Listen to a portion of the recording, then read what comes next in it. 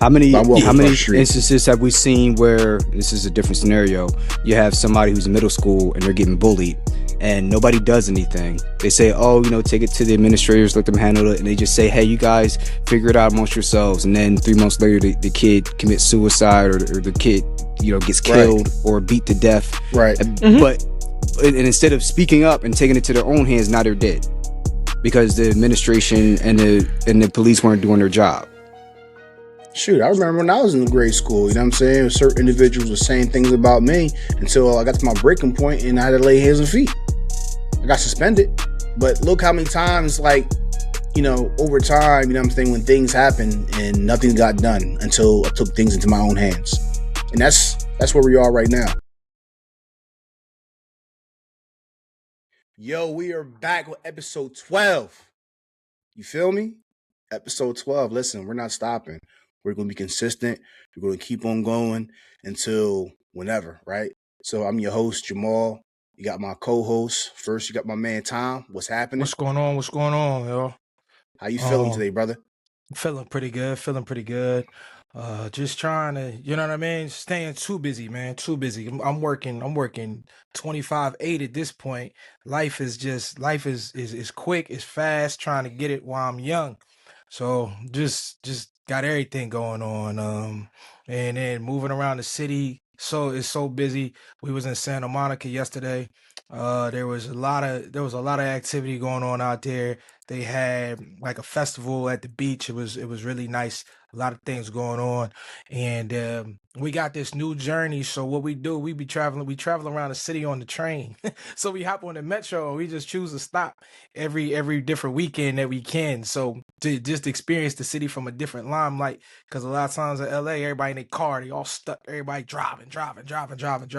So we've been getting on the train. We've been moving throughout the city. We've been going everywhere. I advise a lot more people to try to take public transportation. I know some people are concerned about, how crazy things could be. Good They were boy. like, oh, it's dangerous. It's not that. Yo, just keep your head on a swivel like a normal human being and don't be a dumbass. And I think you'll be just fine.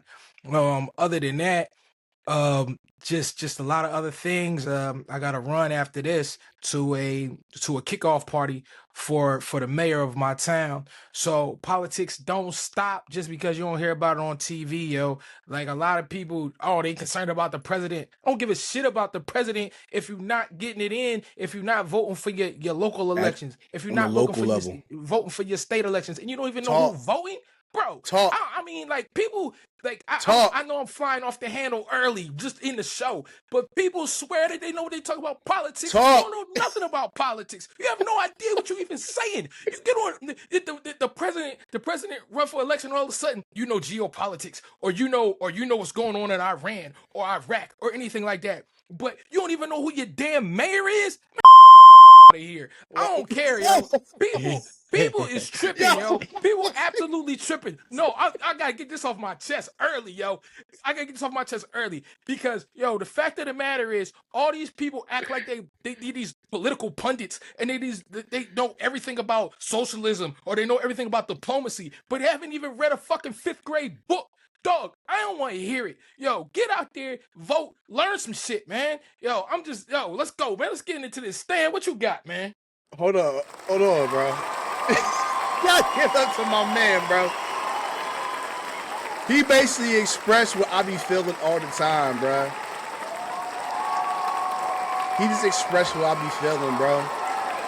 Oh my gosh, man. Like every 4 years right now, everybody was to hop out and, quote unquote, rock the vote. Remember that? Rock the vote. You know what I'm saying? And now everyone's a geopolitics. Bro, you have no idea what it means. You don't have no idea what international law is. You have no idea how to, negotiate with these other countries or anything like that, bro. You have no idea what it is to be the commander in chief, but yet here you are thinking that the president's job is your backyard, you know what I'm saying, politician. He's not your mayor.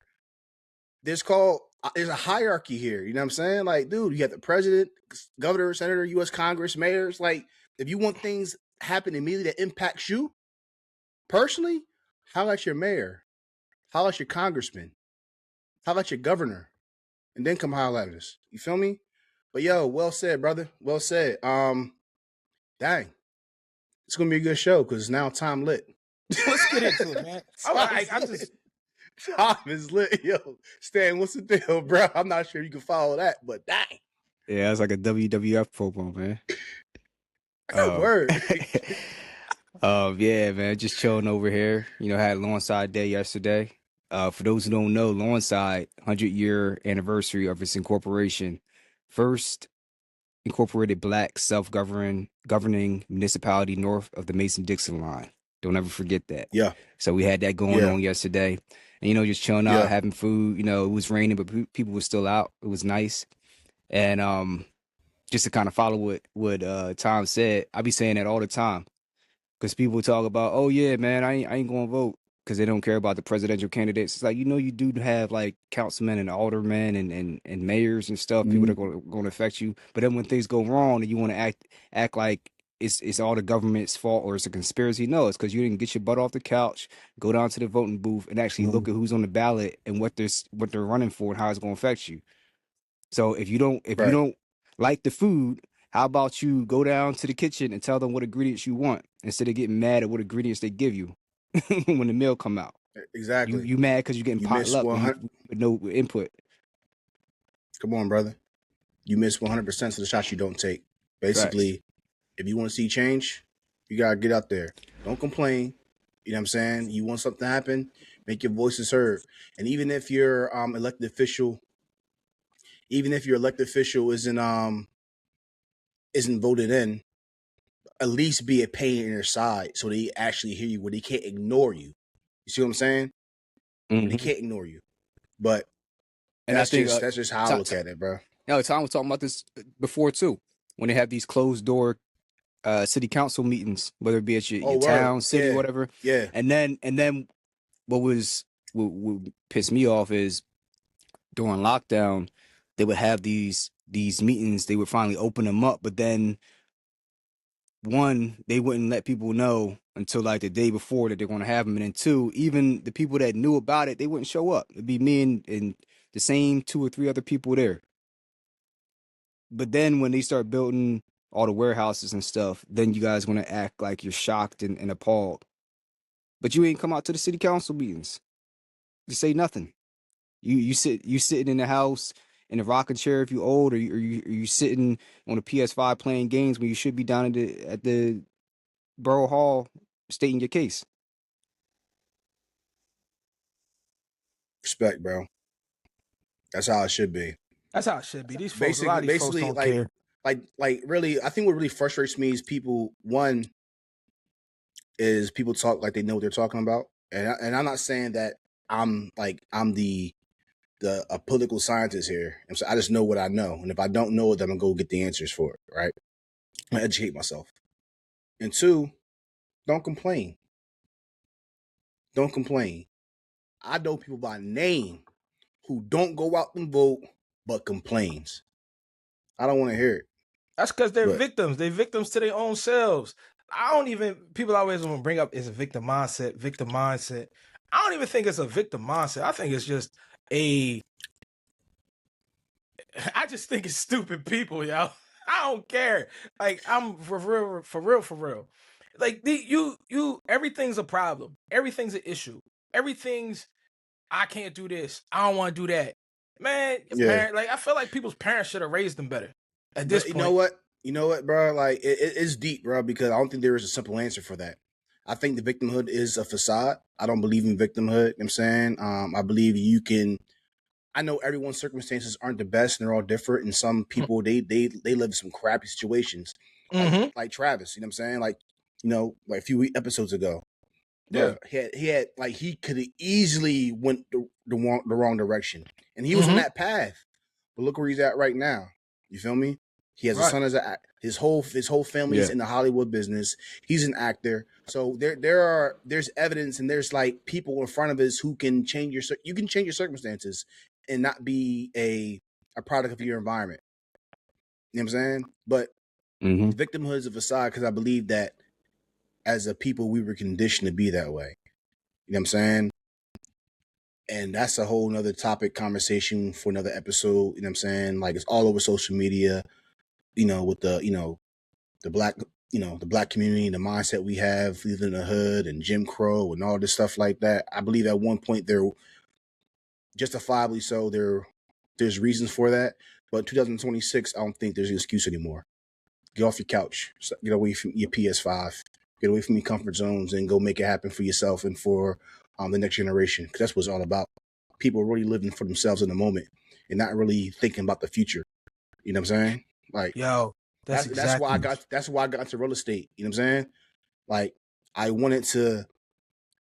There's a version of Bible that's I forget what it says. He said a good man leaves an inheritance for his children, something like that. Something about leaving an inheritance for your children, right? Mm-hmm. And that was my driver right there. I got into real estate not only because of the money, but because I wanted to build something that, when it comes my time to go, the next generation doesn't have to struggle like the way we did. You know what I'm saying? Yeah. I'm over here trying to break curses right now, brother. I'm trying to break Yo, curses, break poverty mindset. You know what I'm saying? Like in some cases, I'm the first in my family to do a lot. it's a I would agree, selfless man. mindset. That's the mindset you gotta have. You gotta be selfless.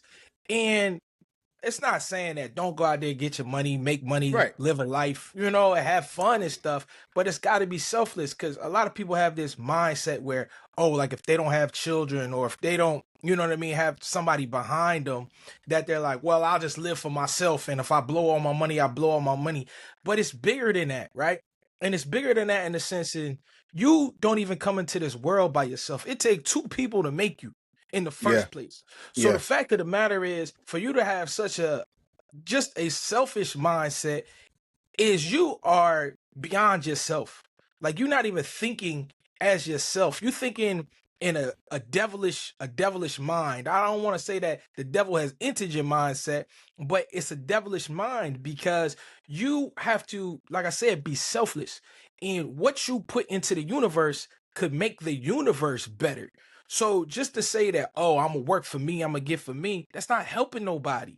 That's not helping anybody because a small task or a small planted seed could grow a tree that got multiple branches. So why wouldn't you think just a little bit ahead of yourself? You don't gotta be, oh, I'm thinking about 12 lifetimes, but you should be thinking about at least the next lifetime, and especially when it comes to investing. And we're not gonna even get further into that, but just for instance, I like to think double, right? So if I wanted to retire at say 65, I should be thinking about my next lifetime. So the money I make by the time I'm 65, that should be able to carry me for another 65 years. You know what I mean? Because that's like two lifetimes. Yeah. Retirement, then my second lifetime.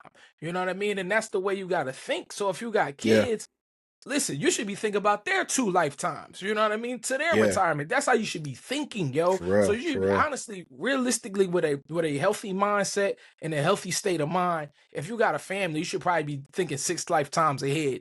For real, for real. So And that's listen, how you gotta move. That's how you gotta think. You gotta be selfless, yo. Even if it's just you gotta still be thinking two lifetimes. for So it's real. you gotta be on your game, man. And For that's what I'm real. just saying. I think a lot of these people just get so stuck in the day to day. And don't get me wrong, media and stuff will do you wrong, and it'll make you believe something that you're not even supposed to be thinking. You know what I mean? Television, it's gonna tell your vision, T- and it's to gonna, lie what I mean? vision. To Yep, lie. yep. You know what I It's gonna mean? tell it's gonna tell you what you're gonna do.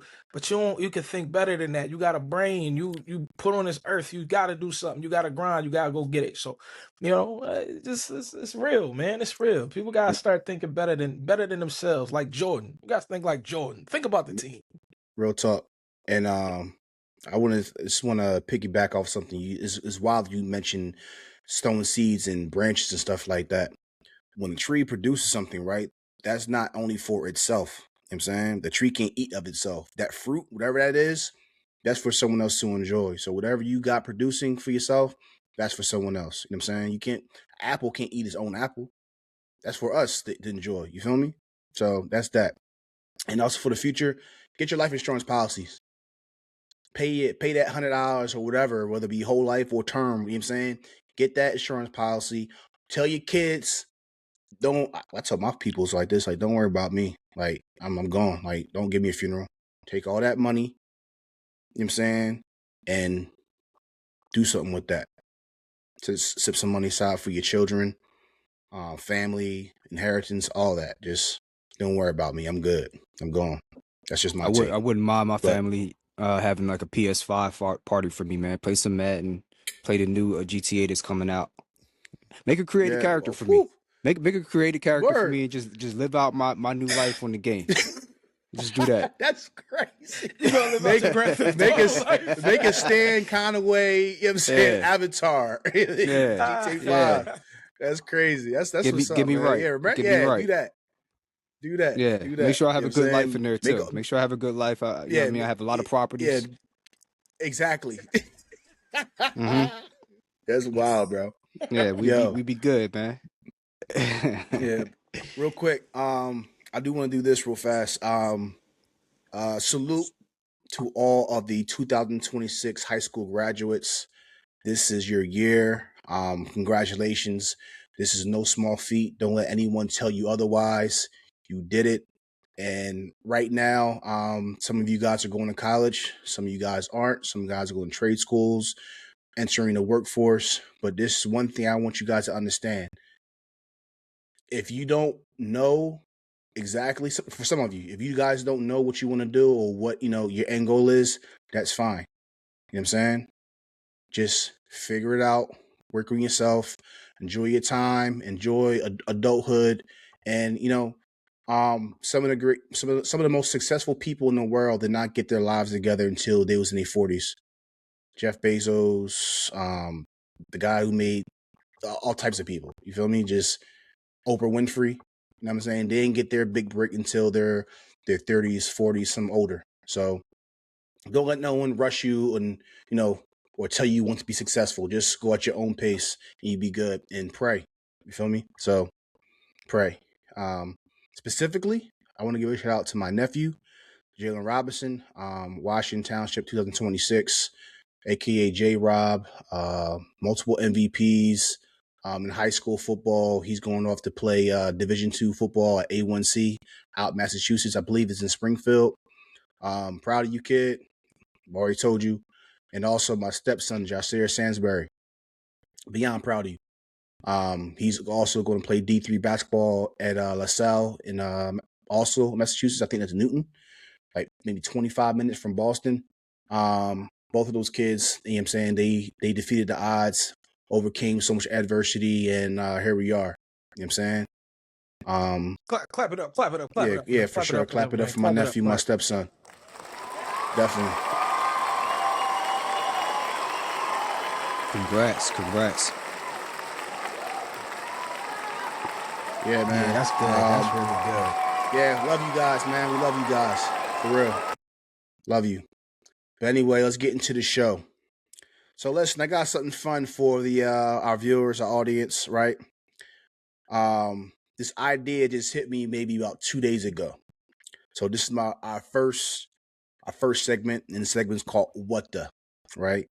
Think of it. What the heck? What you know what I'm saying? What the? And now what it's gonna do, I'm gonna give you a few few topics that sounds like wild to me anyway, right? So the first one, right? What the listen, a Louisiana pastor is facing felony battery charges after crossing the street and beating up a 20-year-old neighbor, right? But here's the twist. The pastor says that the guy threatened to essay his grandchildren, his wife, and also off his family. So, pastor, let alone a man, if anyone threatens my family, and it's not just words. To me, that gives me the right to defend my family, right? So, my question to you guys, right? Not really a question. It's more so the threat itself. It kind of like changes the dynamic of this. Like usually, you hear something about a pastor happening, something happening in news is like the pastor's fault. But in this sense, like like dang, like the guy threatened his family, right?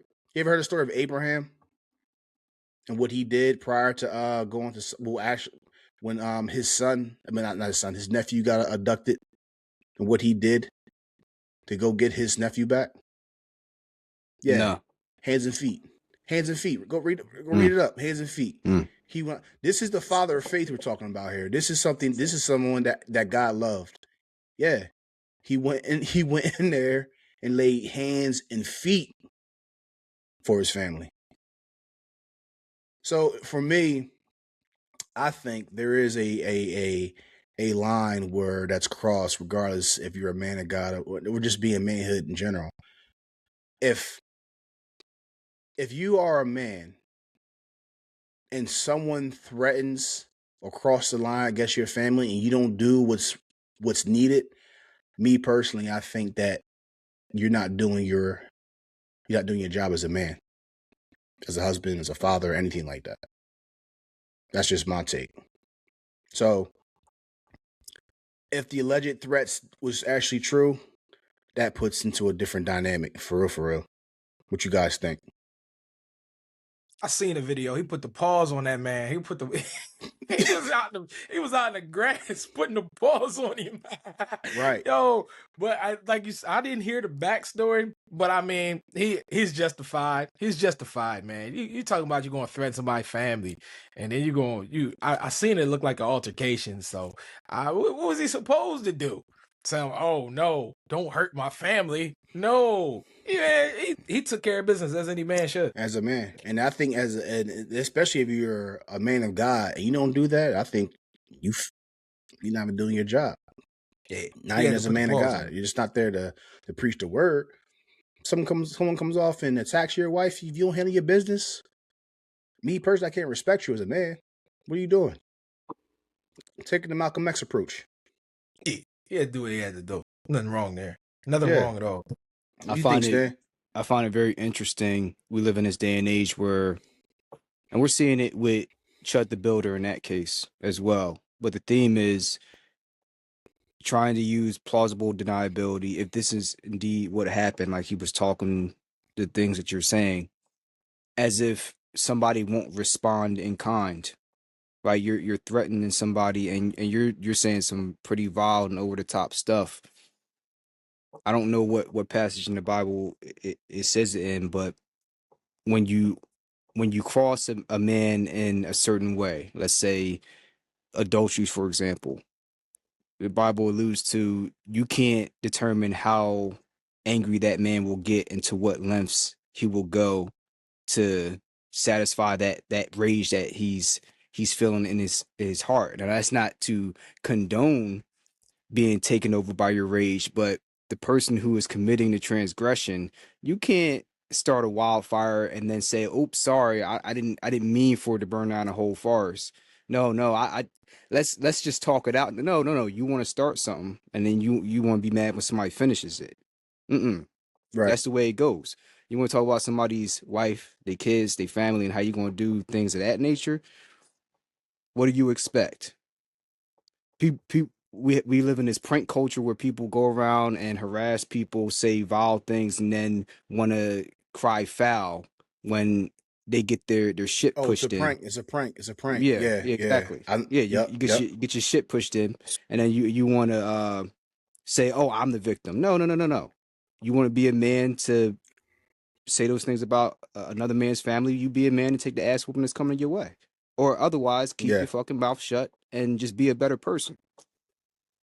Yeah, for sure. Some other key things as I'm going around. So this wasn't a random fight, right? It wasn't random at all. It's been going on for months. Disputes between both families, right? And obscene gestures, harassment and stuff like that. So I guess what the straw that broke the camel's back was when the man basically threatened, to do those things. And, he did that, got locked up, facing felony charges. And the pastor is saying this, right? The pastor is saying that the authorities failed to protect his family after over months and months and months. I guess the pastor, you know what? Enough is enough. We've been complaining. We've been telling the police and nothing's happening. I'm going to go lay hands on himself. So kind of in a way, he took the law in his own hands. And, now the police chief and the pastor have different opinions, right? The pastor saying, you guys didn't protect us. The police chief said, no, we did. they just find it like, yo, there was no criminal charges to do. There's nothing we could do. That's what he's saying.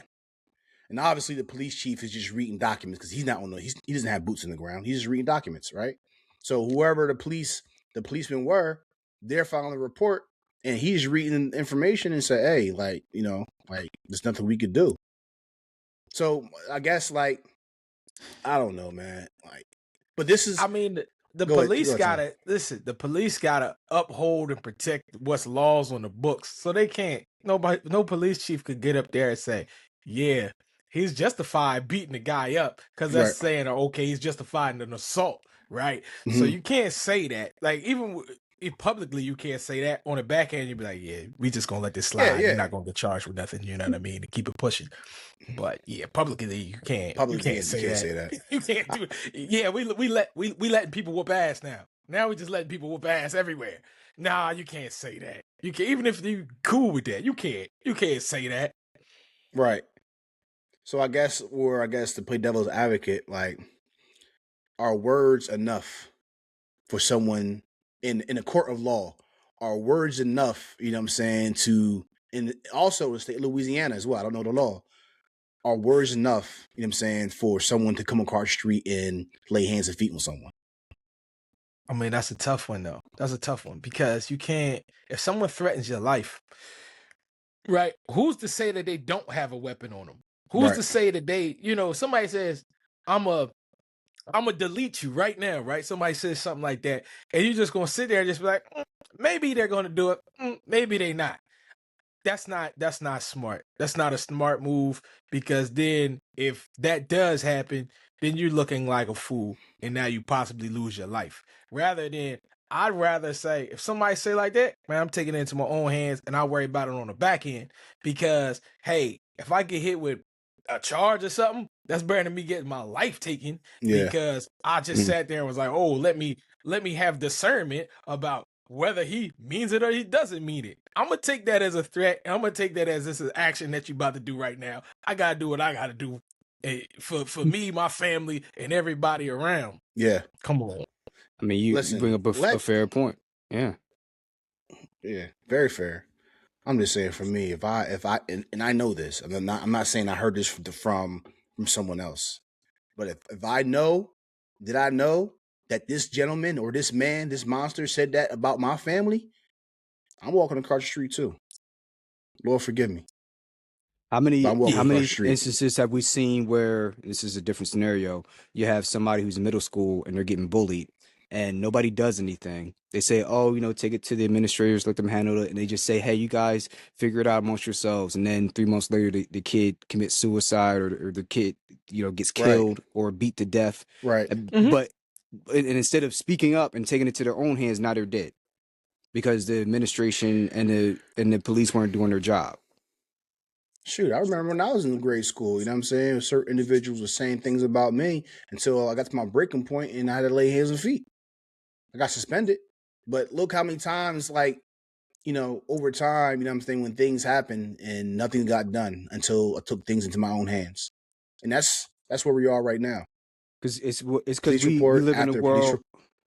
Yeah, we live in a world, and it kind of started when we were coming up, and then it got worse once we got, I guess, getting out of high school, where people, they think they can say and do whatever they want to with no consequences or repercussions. We live in this Twitter finger digital age where people just sit behind their computers because they know there's no punches or kicks coming back at them for some of the dumb stuff and dumb takes they have. And then when the boogeyman of retribution does show up to the door, they didn't want to act like they want to have the Pikachu face. Like, "Oh, I'm just a boy. I'm just a girl, or I'm just a regular guy. I didn't mean those things I said." No. It's because we don't have any accountability for people. So,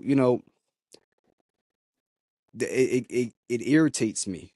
Not necessarily this story and stories like it, but it irritates me when we have the repeat over and over again of people just saying off color things, off the wall things to people they don't know and people that they have no connection to, as if that person is not going to flip their world upside down and throw a punch back at them. Check the comments. And then you have crazy. And then you have people saying, "Oh, they shouldn't have punched that person. They shouldn't have fought." These it's the lack of accountability. It's a lack of accountability in this day and age. And it's not to say that I'm perfect or I'm better than anybody else. No, it's just when you say things, you have to think about what you say before you say them.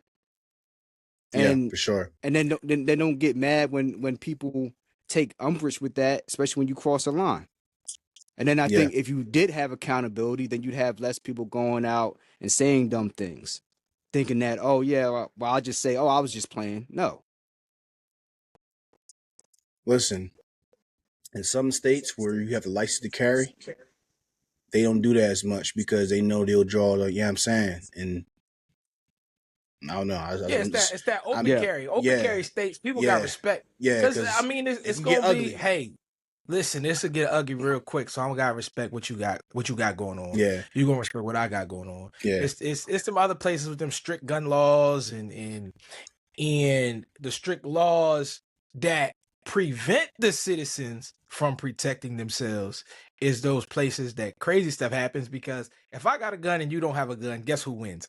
9 times out of 10, unless that person is just that fast that could get around it and disarm them. But 9 times out of 10, somebody getting shot, and somebody getting hurt, or somebody going to lose their life. So you gotta be ahead of the game. Somebody say I'm gonna hurt you. I gotta listen. We got we gotta have a showdown at noon. I'm not playing with you. I'm not playing. At all. I'm not playing. At noon, 12 paces and turn around. That's crazy. Stop playing. Yo, real quick, I want to say something before we move on to the next what the segment topic. Sorry. The pastor said this: I fulfilled the scripture. I laid hands on the sick. I laughed when I heard that. For my Bible people, for my church people, when you lay hands, it's supposed to be a healing. It's supposed to be a healing. But he flipped the scripture. He said, I lay hands. He was healing with them paws. On the sick. He was like, you know what I'm saying? He laid hands. Healing with them paws. He said, I laid hands on the sick. That's crazy. Shout out to Pastor Tony Spell, man. If those alleged things were true, then listen, I'm not God, but just saying, I feel it though, you justified. So, yeah. I'm with you. If that's true, that backstory, that's one type of backstory. Sure. Yeah, for sure. And things like this could be prevented. So maybe harassment cases should be held a little bit more strict. You know what I'm saying? I don't know. Because in some cases, Stan, you said before, or one of you guys said it, that after someone's being harassed and being provoked over and over and over and over and over and over and over again, some extreme cases can lead to someone being unalived. That's why That's why I brought up Chud the Builder, because not only was he putting up all those videos of him saying, you know, I'll do this, I'll do that, but he was actually going out and harassing people. And then it actually came to a head eventually where he ran up on somebody, said something crazy. The person actually took umbrage with it. And then he said, what you going to do? And the guy stole off on him and he shot the guy. And now he's facing a case for it. But if they would have got his dumb ass months before that, we would have never gotten to that point. Like, it doesn't take. This is common sense. And this has been online. Yeah. And this is why, this is another direction they want to go into. So, you can't tell me that racism doesn't exist. Because look at this guy, what he's doing online, social media. It's on Instagram, it's on YouTube. Yeah, and then you have people that's I'm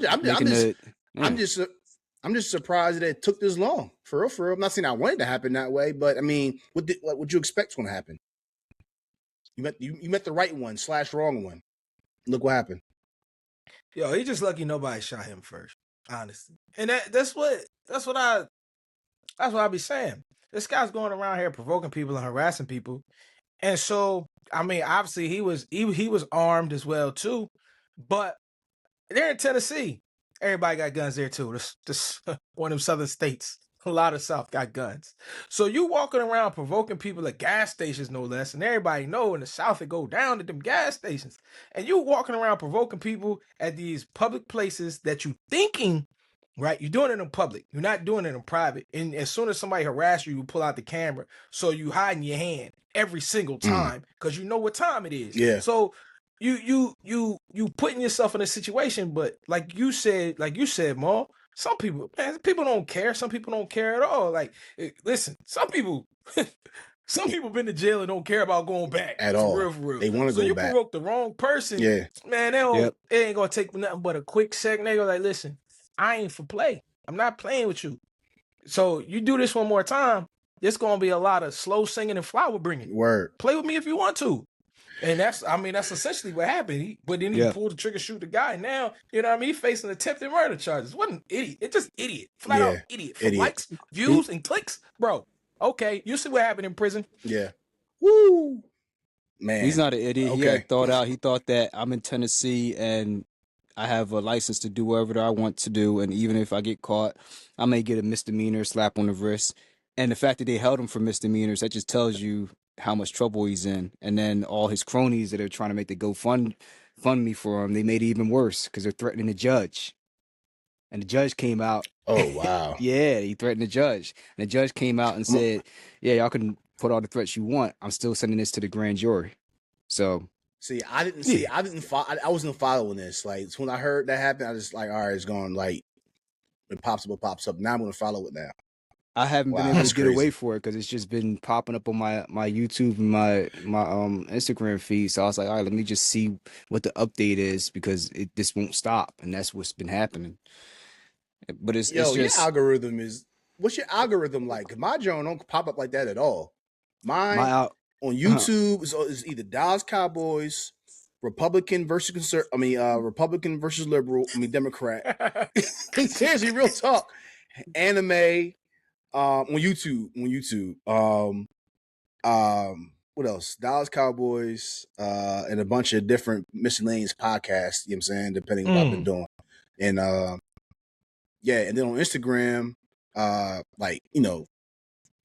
motivational speaking, Christian stuff, songs, motivational speaking, anime, podcasts. I have your same algorithm minus, well, I do have the anime, just not as heavy. But that one, that particular story kept popping up. Even just that particular one. Not even any of the other ones, that one. Because I guess everybody's been talking about it. I don't know. That's wild. All right, last one for what the, right? Mm-hmm. What the? Uncle Luke is running for Congress. Yeah. I love it. Uncle Luke. Yeah. I love it. The same Uncle Luke from the 2 Live crew. Pop that, it's your birthday, all that. You know what I'm saying? Like all that. Yeah, so we go get new music when he gets his office, we get new music. Tom, I don't know about your peoples or your mom, staying your peoples, but I know my mom and, you know what I'm saying, my mom, they were younger than y'all moms. You feel me? So yeah. I know my mom was out there. You feel me? Listen, Luke, man. Luke had them Luke dances. Listen, if Luke could do for Congress what he did for listen, a lot of babies exist now because of Luke. A lot of people that are grown adults now exist because of Luke. So if he can do what he did for rap, what he could do for Congress, it's an interesting story why he even ran for Congress anyway in that district, because the lady who was actually in that district, she's gonna probably go to jail for guess what? What? PPP loans. She took yes sir, took millions. Million COVID-19 funds. Man. Who was this person? Millions of dollars. Who was the person's name? What's her name? I gotta look her name up just to be exactly correct. But millions of dollars. I'm gonna bring it up real quick. I'm gonna let y'all continue real in the discussion. Let me get her name. No, I'm gonna get her name just to put it up here for you. Uncle Luke, aka real name Luke Campbell, is running for the U.S. Congress. He's actually been saying this since February. He's been saying this, right? But it's a what the moment segment because it's Uncle Luke. It's Uncle Luke. Pop that is going to be just the idea for me is just wild. But you know what I'm saying? But this isn't the same Uncle Luke back from the 80s and 90s. This is 2026. He's 65 years old. I don't know if you've been following him.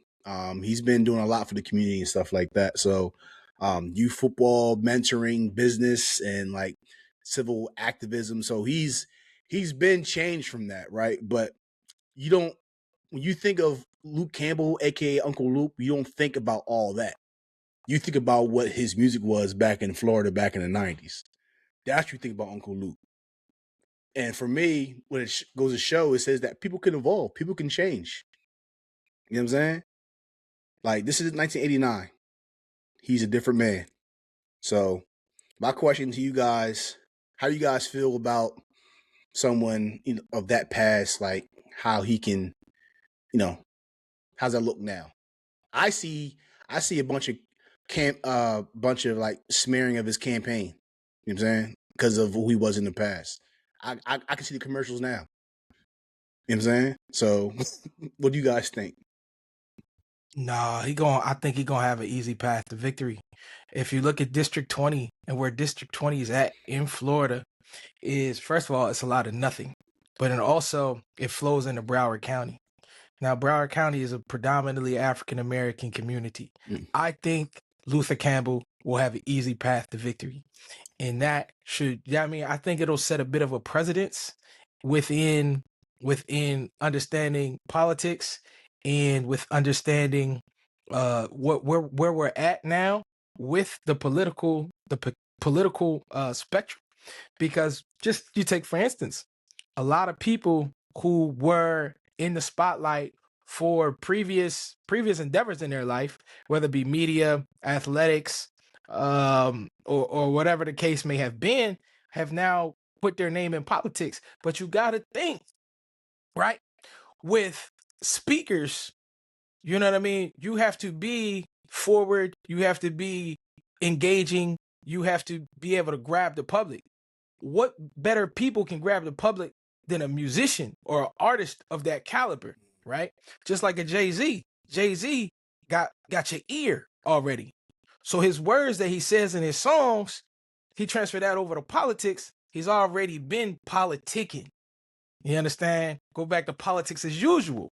You feel me? So, like I said, so like I said, I think he's going to have an easy path to victory. It's because it's the human psyche, it's the mindset, right? When you get used to seeing a face or when you get used to hearing a voice, right? That person is familiar to you, whether you know them or not, right? Just as, you know what I mean, our current president, people got used to seeing his face. They got used to hearing his voice. He was always in the public. He was always out there. So when he comes into the political spectrum, you already have that association with him. That in his particular case, that he's a get money guy, right? He always money, real estate, et cetera, and he's already been around with the top notch people, so he's already been vouched for it. Mm-hmm. And it's in his situations like that where, like, Uncle Luke has done wonders for the community. Right. And he's been around and he's been able to, he can speak fluently. Mm-hmm. He can talk. He can grab your ear. So I think it'll be an easy run for him to slide up in there. Like I said, I looked earlier and I didn't even see anybody else was even running against him yet for that seat. So like I said, it might be an easy path to victory for him. So I'm rooting for him. Yeah. I'm rooting for him. You understand? You got to. You know what I'm saying? This is this is culture and politics right here.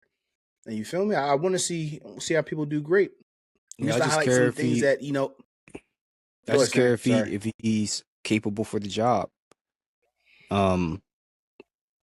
If he's done the work as a man and he's made the changes he's need to make, and he's shown that through his actions over the years. Yeah.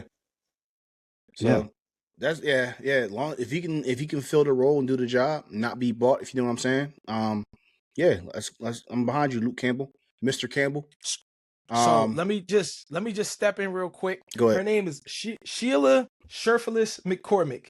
She was That's a elected to the House. Shirtless. I never heard that one before. Shirtless, yeah, that's what it is. Wow, Shirtless. How you spell that? Real close to syphilis. Yeah, I mean, Whoa. I ain't say syphilis. All right. I ain't Hey, say we gotta clip that I one ain't for say sure. syphilis. Yeah, clip it. It's over. It's over, man. I didn't say that. I didn't say what you thought I said. I'm messing with you. I'm messing. But no, I'm clipping it though if I can find it. He said, "I'm not playing though." Jymal said, "I'm not playing. It's a quick clip." I'm definitely clipping it. But how you spell it? Okay, go ahead, Tom. I was trying to look it up myself, but go ahead. Yeah, Shirtless McCormick, right? That's her last name. She was elected to the House in 22 and resigned in April of 26 after a federal grand jury indicted her on charges of stealing federal disaster relief funds and using the laundered money to fund her Okay, I know who she is. To fund her congressional campaign. As of June 26, Shirtless McCormick's trial was scheduled for February 2027. Shirtless McCormick's campaign website says, as your congresswoman, I've delivered for the district by lending the fight to fix housing, tackle inflation, and grow our local economy and expand access to qualified, affordable health care. She was growing her own economy. So you know what I mean? She's getting that them PPP loans. She was growing her. I want to look more. Growing her own economy. I want to look more into that. I'm gonna see exactly how. That's another DJ 8-bit. Was it Blessings in No Time? What? Oh yeah. Oh my gosh, bro. DJ ASAP, man. That's fraud. So she's getting booted because of PP loan fraud, and now Uncle Luke's going to hopefully get elected and become, the U.S. Congressman for the 20th district. So I want some things that his campaign that he's focused on: affordable housing, right? Home insurance reform, small business funding, port expansion and job creation, trade schools, and workforce development. I think those are achievable goals. I don't think there's nothing that's like too far-fetched or outlandish, anything like that. I think those are very, I won't say low-hanging fruit, but I definitely see them as being achievable. Yeah. I said, I think he's got a clear path. I think he should be okay. Yeah. And you know what's also really, really interesting, right? That previous generation who said all these rappers and gangster rap was bad and we don't want them is the same people now who turn on Snoop Dogg and love him. Mm-hmm. How you going to turn ties like that? Be like, oh, we don't want that gangster rap. We don't want to hear it. The kids, it's bad for the kids. And then we love you, Snoop Dogg. And these are older people. These 65, 70-year-old people. We love to listen to Snoop Dogg and turn on DMX. Like, come on, man, y'all.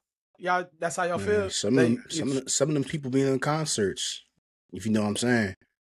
They be at the concerts. But yo, shout out to Uncle Luke, man, running for Congress. Good luck, Mr. Campbell. And so I got peoples in Florida, so I'm gonna reach out to them and see how they feel about it personally. So we go from there. All right. Tom. Yo. We just ended the segment. What we got out west, buddy. Come on, man. So this is so unfortunate.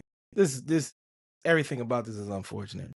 So as any person, especially in Southern California, knows, last January, we had catastrophic fires. The Palisades and also Altadena suffered severe damage and burnt down a lot of homes, and lives were lost. This past Thursday, January 25th, gotta bring up the article for you. June 25th, 2026, the man who was accused of starting the fire, a mistrial had happened. So the little backstory on it is this. So January 1st, guy was upset. He was pretty disappointed. He wanted to hang out with some friends or something. Some friends canceled on him, and he was having a hard time necessarily. He was having a hard time in life, according to him. So what he did, he set fire in the basically, which would be in a secluded area of the Palisades, which is close to the coast. Like if you're ever driving down, PCH or whatever, Santa Monica, Malibu, everything up and down the coast, right? And that's where the Pacific Palisades is, in that area, that neighborhood area. And so he sets a fire in that area, and they put it out. The department comes and puts it out. And what wound up happening, it had been dry.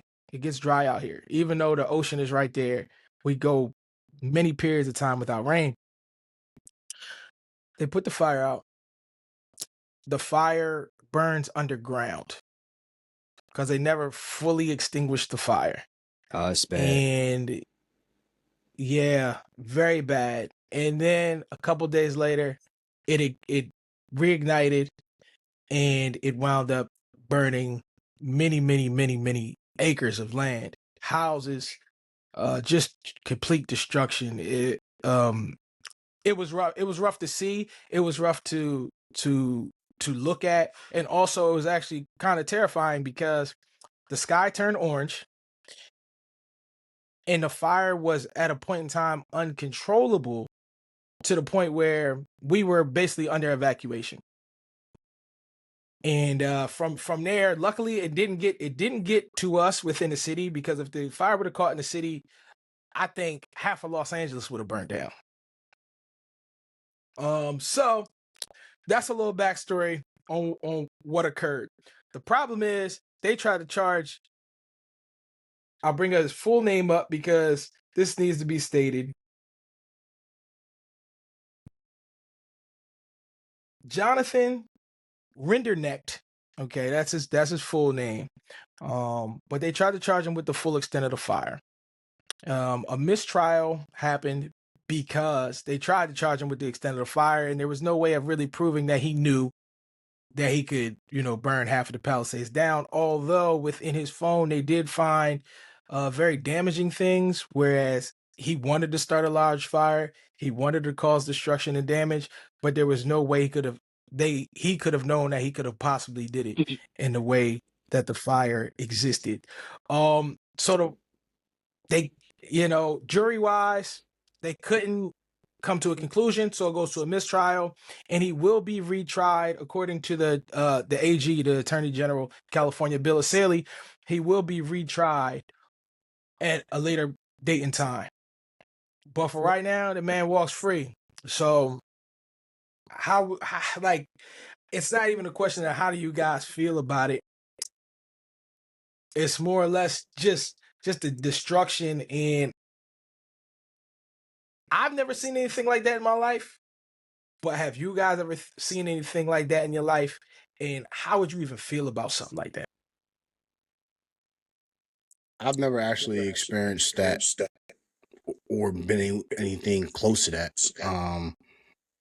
Probably the closest thing possible would be the fires we had in Canada that somehow drifted down here to the Northeast, if you guys remember that. Mm-hmm. I think it was about 2-3 years ago. Yeah. But up close, nah, I don't know. I think I'm not trying to compare which disaster is worse, but that Canada one was kind of big. Yeah, it was. What I would do? Yeah. But what I would do, I mean, get the hell up out of Dodge. Like, what? Especially if it's that close. And hopefully, you know what I'm saying, my insurance will take care of it. I heard a lot of places, you know what I'm saying, with stuff like that, insurance wasn't covering it. So, so this is another thing about with the insurances, right? Since it was considered a natural disaster, as you said, Mo, unless you have fire insurance, which this gets even more wild, that area in particular, a lot of insurances started dropping the fire coverage because it's in a fire zone. So a lot of those people's houses just burned down, and they had no coverage to rebuild their home. What does that mean? It's in a fire zone. What does that mean? So since it's, according to how the insurance companies look at maps and look at natural disasters and what could happen, it's almost like having a house in Kansas, right? You can't get tornado coverage. because you know a tornado might come through. Right. You know what I mean? So they won't give you tornado coverage. And that's what essentially was happening to a lot of those folks, is that you had an area that had a lot of dry brush, a lot of dry debris. So at any moment in time, you know, a wildfire could spark up and burn a house and burn your house down. So insurance companies knew that. And what they wound up doing was starting taking people's fire insurance, and they started canceling their coverage. So as soon as these houses burnt up, these people didn't have fire insurance. So And at so did that they point in not time, a lot of people were left to just did they not notify the go ahead, people Stan. when they changed it? Did they not notify it, or did they send it in an email that was like did they not notify the people, or make it difficult to figure out that they made these changes, policy changes? Well, they basically just canceled people's coverages. Yeah, I mean, So did they notify people that they they canceled it? notified them. Okay. They told them. They told them. They said, "Hey, you're in a fire area, and this is dangerous for us to continue your coverage." And they just would cancel people's coverages. But you That's need home yeah. insurance. I mean, like I moved out there, my whole life out there now. So I'm Yeah, expected that's to just just crazy. pick up and move just because they canceled the coverage. That right? Because that makes zero sense to me. Because if you're in a flood zone, guess what? Guess what they offer? Flood insurance, because you're in a flood zone. So now you're in a fire zone. They're not going to give you fire coverage. That makes zero But sense to check me. this out. Check this out. There's places in Florida that flooded that they don't offer you flood insurance anymore. I forget the area of Florida. They don't offer flood insurance anymore because it floods so much. See, Yeah, that's just See, insane, bro. but that's insurance. So They don't everybody thinks insurance coverage is there for them. Insurance coverage ain't there. Like at all, these companies don't care about at you. all. They don't care none about you, dog. They don't They there want to to dish make out. money. That's money loss. That's a loss for them. Right. That's crazy, man. And but you gotta think about it, right? They're looking out for themselves. Also, a lot of them houses, especially in the Palisades, everything is $1 million, and that's starting. That's the starting line, right? It's $1 million. So if as much damage and destruction as that cost, that would have bankrupted most insurance companies probably, if they had to keep on paying out $1 million, $1 million, $1 million, $1 million. But the fact is this: what you supposed to do? It's a possibility, but like I'm thinking about after decades and decades and decades and decades of you being in business, you should have some type of revenues in place. You know what I'm saying? Like, so in some also some of this, like these corporations, like, you know, it's not really, so the share doesn't go to the policyholder, they go to the CEOs, right? I'm just curious about if the stocks and shares, do they actually go to the policyholders or the shareholders? Shareholders. It's always, you know what I mean? That's the only thing companies, and that's another. I'm only that's asking a whole, because I just got this isn't about home insurance, but you know what I'm saying, I got with life insurance, I got with Northwestern. The policyholders, they're the ones that actually, you know, that reap the benefits. It's not being ran by, you know, some CEO, corporation, nothing like that. It's the policyholders that really runs it. Well, see, that's good. That's how it should operate. Yeah. But you know, a lot of these companies, especially your big ones, your Allstates, your State Farms, we can go on Geico, etc. These companies only care about how much money they're gonna make. They don't even want to pay out a lot of times. So when you get into a car accident, think about and when you get into a car accident, they're gonna offer you $5,000. They don't even pay for the damage on the car. Forget about how long you was in the hospital, or your back injury, or Yep. Like, come on. So you know what time it is. And it's terrible. And the only reason why I know this is because I used to deal with somebody who actually was in the insurance and it wrote policies and everything like that. They were getting incentives for not paying out for the full policy, right? So if, like, for instance, it was like damage of $30,000, if they was able to somehow finagle and get that person 15, they would get a cut on the back end. I see. So, man, Tom, it's a cool world. I feel like the more and more we do these podcasts, we talk about topics like this. I feel my sentiment against capitalism I'm becoming more and more like you, bro. I just want to flip. I just want to flip this whole joint upside down, dog. This is why I'm cynical, yo. This is why I'm a cynical individual. I can understand the way. I see the ways of this first world late stage capitalist society, yo. It's not, and it's sad because you say it's a whole bunch of like it's a few people on the top that make all the money, and everybody else is just grabbing their crumbs under them. And every once in a while, one of them people on the top they fall, and then they grabbing at the crumbs with everybody else. But here's the thing as well. That like from if you're already up there, if you're from the bottom looking up, then it's like dang, screw you guys. But for us, for people who are not like aspire to be that, but we could gain as much wealth if we choose to do that. So I guess in the sense, capitalism sucks. Yeah, if it's working against you, capitalism right. sucks. If it's working against you, capitalism is great if it's working for you. Right.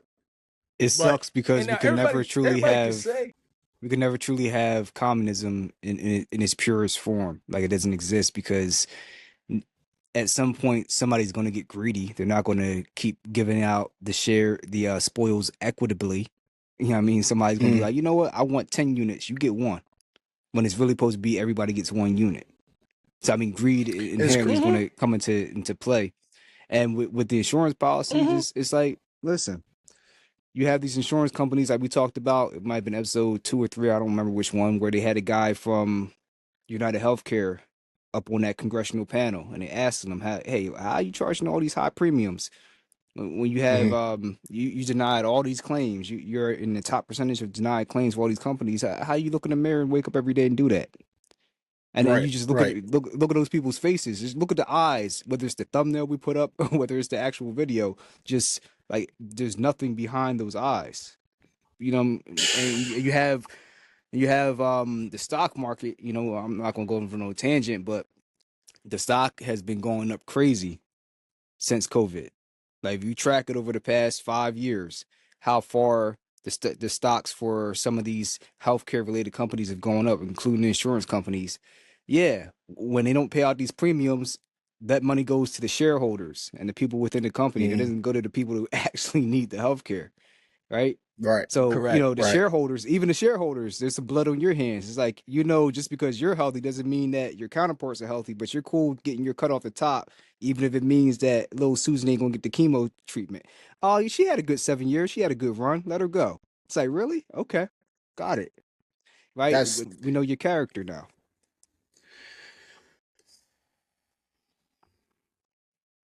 It's cutthroat, man.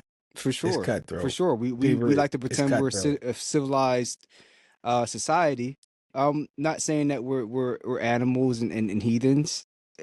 You know, there is some things that are civil about us, but we're animals at the end of the day. Human beings are mammals, animals. Yes. And we have certain traits, just like the rest of the animal kingdom, where we are savage and selfish, not altruistic. What separates us from, you know, from the animal kingdom is our sense to be able to have morality. We have such morality. Sure. Because we have morality and we don't use it, you know what I'm saying? And arguably, we're probably worse than animals because we're reducing ourselves to our lowest being, although we're capable of doing so much greater or being higher. You feel me? Yep. So that's the paradox. The fact that, that's the paradox. And just this is Tom. It just pissed me off, bro. Not you per se, but it's just every single episode. I can see Jymal. I can see Jymal just like the Men in Black. Trust me. How they do on the Men in Black when they transform. I don't do it on purpose. Just like Men in Black, man. Just like Men in Black. This is the case of our society, yo. Yeah. This is the case of it. It's things that you know we don't have to do, and the money could be spread around. Not even saying equally, right? But let's just say and I'm not, I'm not a CEO that makes $50 million, right? But what does one man need $50 million for to do? Now, I know the other side to say is, well, I don't actually have the $50 million. It could be in stocks and bonds. It could be in real estate. It could be in this Y, X, Y, Z. It's not liquid. But It's not liquid. it's not Yeah. liquid. But the fact is that, if you got a $10 million house, you don't need a $10 million house. Nobody needs a $10 million house. You just don't. That's greed. That is just a gluttony of taking things, and you don't need it. Just like, and you'll see this bare bones stuff, right? We saw this yesterday, which I'm always so disappointed when I see this stuff happen. Somebody will be giving something out for free, right? Hey, here you go. This is this one energy drink. And then you'll just put all the energy drinks out on the table, and it say take one. And you'll have somebody who'll come in there and take 5. For what? Why are you taking 5? Just take the one. You only one person. Yeah. So now somebody else that comes along later on, they don't have anything. Man, it's crazy that people, and like Stan said, we animals, right? We got this animalistic instinct. It's me first. I don't care about you. I'm gonna get the spoils, and you gonna get nothing, and that's a wrap.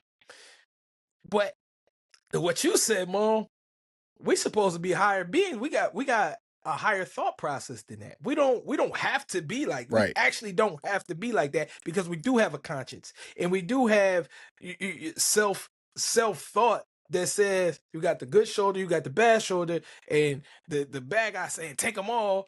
The other good conscience says you should only take one. Yeah. And so it's just like, come on, man, just take one. Just take one. One of my friends in the military said that he believes that the most wicked people in the world are the wealthy, because they have so much power to do so much to make the world a better place, and they choose not to. That's shout out to my boy. I ain't gonna say his name, but that's my boy. I was just thinking about Echelon Mall. The Echelon Mall with the big E, and that was a place to be back in the day. Yeah. That's a good time. You know how it decayed and declines. By the time we hit the end of the 2000s, it was just pretty much a wrap. I don't. What happened?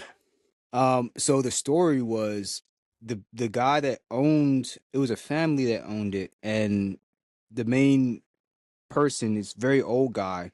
He just had this vision. I guess you could think of him like at least the good qualities of like Walt Disney, in terms of like wanting to make a place where families could come out and just spend time together, and just like you could have community. And that's why he made the mall the way it was, because if you think about it, Echelon Mall, there's really not many malls like that. I mean, you could take King of Prussia, you could take Deptford, take Cherry Hill, take Mall of America, any of them. Like back in the day, I think they opened up, it might not have been Stevie Wonder, but they had like one of the best acts at the time when it opened up in like 70 or 71. And then, you fast forward to when we were kids, you got The Rock, you got Kevin Nash, you got all these superstars just showing up to Voorhees. To Voorhees. Yeah. I remember that. Like ECW, Pit, yeah. Right? Pitbulls, and you have people coming in there, like there's a page called the Big E, and you can see the pictures of all these things that happen. And all the stores and the way they had it set up, Exhilarama, blah, blah, blah. It was not your typical mall. It was like a little like Disney World. Right. And it's because the guy that originally bought it and built it up, it wasn't, of course he wanted to make money as a businessman, but it wasn't about the money mainly for him. It was like a vision for him. Right. And that's not typical for people that own properties. So when he was dying, the people, I think his children, and this happened to Strawbridge and Clothier as well, the children didn't want to carry on the legacy because they didn't have the same drive or vision for it, right?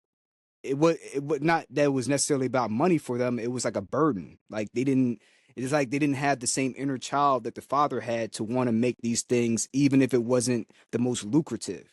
You could have made more money by having it run like any other mall, but he made it like a playground for kids and adults to just like have fun and be themselves. And you ain't lying. So when you lose people like that, then the next people to come in, they all are about money, and then you can see what happens afterwards. I mean, at a That should certain, always be a spot, bro. yeah, Because what yeah. was it before Exhilarama? It was called it was a movie I theater. don't. They had No, it was a both. movie They had no. theater. They had no. They had Yeah, both. No, it no, was a no. movie theater. Before Exhilarama. They had Go both. ahead. It was the movie theater was right next to the Chick-fil-A, and then next to to the movie theater was Exhilarama. They were back to back next to each other. Yeah, it was. It was Mm. even more lit. I thought they shut down the movie theater and then renovated into Exhilarama. That's what I thought that happened. That's what I recall. I remember watching. I remember seeing Jurassic Park there when it first came out. So it was a movie theater. That whole building was a movie theater. Then they shut down the movie theater, renovated, and then it became Exhilarama. Okay, that's what happened. Maybe that is what happened. But either way, I mean, they had. I mean, they like, who's bringing in Exhilarama to a mall? They're just not. You're gonna have you had to have that. You had Exhilarama. Yeah. What was that spot? Because they tried to actually redo it, but I think it was too late. I think the mall was just closing down because then near Boscov's they turned it to another arcade type thing. Oh, it was Laser Zone. Yeah, Laser Zone. It just wasn't the same anymore. Nah. The mall was dying. It wasn't the same, but Laser Zone was lit. Yeah, it was lit though. I used to be in there all the time, just killing people on Capcom and Blitz, man. It was. I don't know. After that, that's when we were like 2009 and 10. That's what I'm talking about. During that time. Laser Zone was like 2001, 2000. So 2009 and 10. Yeah, you're right. That's when it was done. Yeah, 2010. Yeah, it was something else. Yeah, that's what I'm talking about. I'm not talking about else in 2010. Yeah, it was like another arcade, Chuck E. Cheese type thing, but he had to go to he had to get in there from the inside the mall. Yeah. Near the Boscov's, from the lower section near Boscov's. No, I'm saying it was always there, but by the time like Laser Zone was when it was in its prime, and then by the time the place you're talking about got to that same spot, it wasn't even relevant anymore.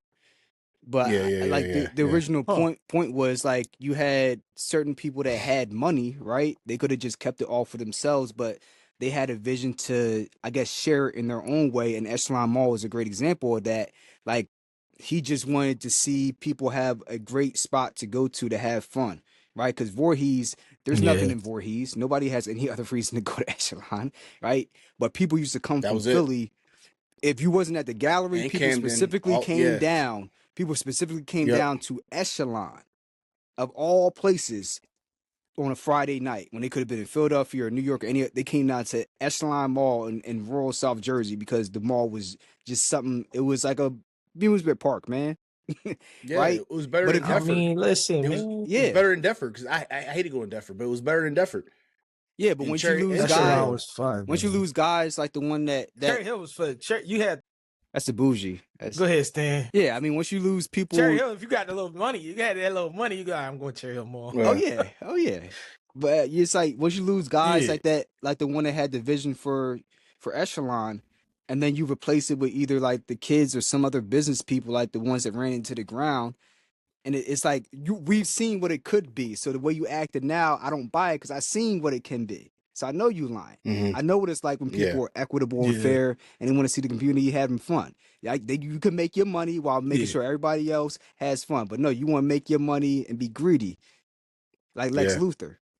And that's the type of mentality we have nowadays. You know, not just with what we talk about, but everybody has that. A lot of people have that mentality, and you see it borne out on social media all the time. People talking about their money. It's a good segue into Mayweather and them. It's like, when people are starving and dying, we don't care about your money. Like, good for you that you have 5 cars. Can you take some of that money you took to buy the car to make it easier for somebody who needs a scholarship or needs some food in their stomach? Like, come on, dog. One of those cars can actually fund a whole program. Can fund a whole program. Just one car could fund a whole program. Yeah. You can have 9. You can have 9. Just give away one Aston Martin. Give away one Phantom. Just to take care of somebody. One Phantom. Just one. That's what I'm saying. Like, one car can fund the whole program. That is, it's wow. Yo, I think, but that's even. This is. I love this show, but that's why I think fun has been zapped out of life for the younger kids. Yo, I think that's why the kids now are just so complacent with nothing and just doing just whatever to make them feel good, because life doesn't feel good anymore. Just those small things, like when we was going to the skating rink having the time of our life, when we was going to Exhilarama and I was having birthday parties at Exhilarama, and you know what I mean, we was having tons of fun. There's a roller coaster in the building. There was a roller coaster in the building. You The understand? big jungle gym thing, the inside you run it. Yo, it was That was the best jungle legendary. gym ever. I'm sorry to cut you off. Man, I have fond memory. Man, yo, that was like another world. Yeah, that's like Legends of Hidden Temple. You don't even have to go on the all show. the kids are playing. And all the kids are playing together, not just a group of friends. Yeah. I meet little Timmy, don't know who Timmy is. Next you know, we're playing together, doing all types of stuff. You know what I'm saying? Like there was no tribalism. You feel me? It was just we all in here together playing. It was just love. It was just everybody was having a good time. You ain't care about nothing because it was based on fun, and the people who were promoting the product just wanted people to have fun. It wasn't about this bottom line, these dollars, these cents. Like, yeah, we got to make money to keep a business running, but I'm not trying to get these exorbitant profits off of a business that I just want people to have a good time. Right. And that's what I'm saying. Now we come to this late stage capitalist society where everything is about your dollar. Everything is about money, and there's nothing fun. And the kids are seeing this. The kids interpret all of that energy, that's out there for real. People thinking about all money, everything. And so they start thinking like that. And life for them ain't about being a kid. It ain't about fun. It ain't about just going to the playground and have a good time. It's about going to the playground. I gotta have the best swag on a baseball field. I gotta have armbands. I gotta have $300 cleats. Yeah. I got my baseball bat cost $500. Just to be garbage. Like, that's cool. Just to be trash. To be bad. Just to be trash. In the fact, that's where we at now. Like, come on, man. I'm the coach. Best kids. I switched. I'm the coach. Tell you, your kid not good. Or I'll try. Yo, it's like your kid needs more development. I ain't gonna lie. No. I ain't gonna say. I'm not gonna say that. You're a liability. I'm not gonna say your kid. I'm not gonna say your kid not good because I ain't gonna try to fight with kids them. When you was reffing, you're like, yo, you ain't never gonna make a kid. I know you was telling people that. I'd be like, the kid needs more development. I got soften the blow. You know what I'm saying? Yeah, you gotta make it sound like you. I mean, it is the truth. That's without saying he trash, but. But yeah, see what you guys were saying, like sometimes like when the focus is shifting from, the main drive of why you actually want to have whatever service you're trying to provide, the quality of the product is going to change, right? 2 examples, and this is something we all know personally. Chick-fil-A and Wendy's. You know what I'm saying? When Dave finally passed away, man. It's a sign. When Dave finally passed away, bro, the quality of the food changed so much. Dave back in 2003, 4, not Dave, but Wendy's back in 03, 4, 5, and 6 was the best Wendy's ever. I don't care what no one says. This Wendy's we got right now is complete garbage. With the yellow cups. The yellow cup. Yellow and red cups. I want the biggie fries. You know what I'm saying? Yes. The yellow fry, you know what I'm saying? Yeah, red letters.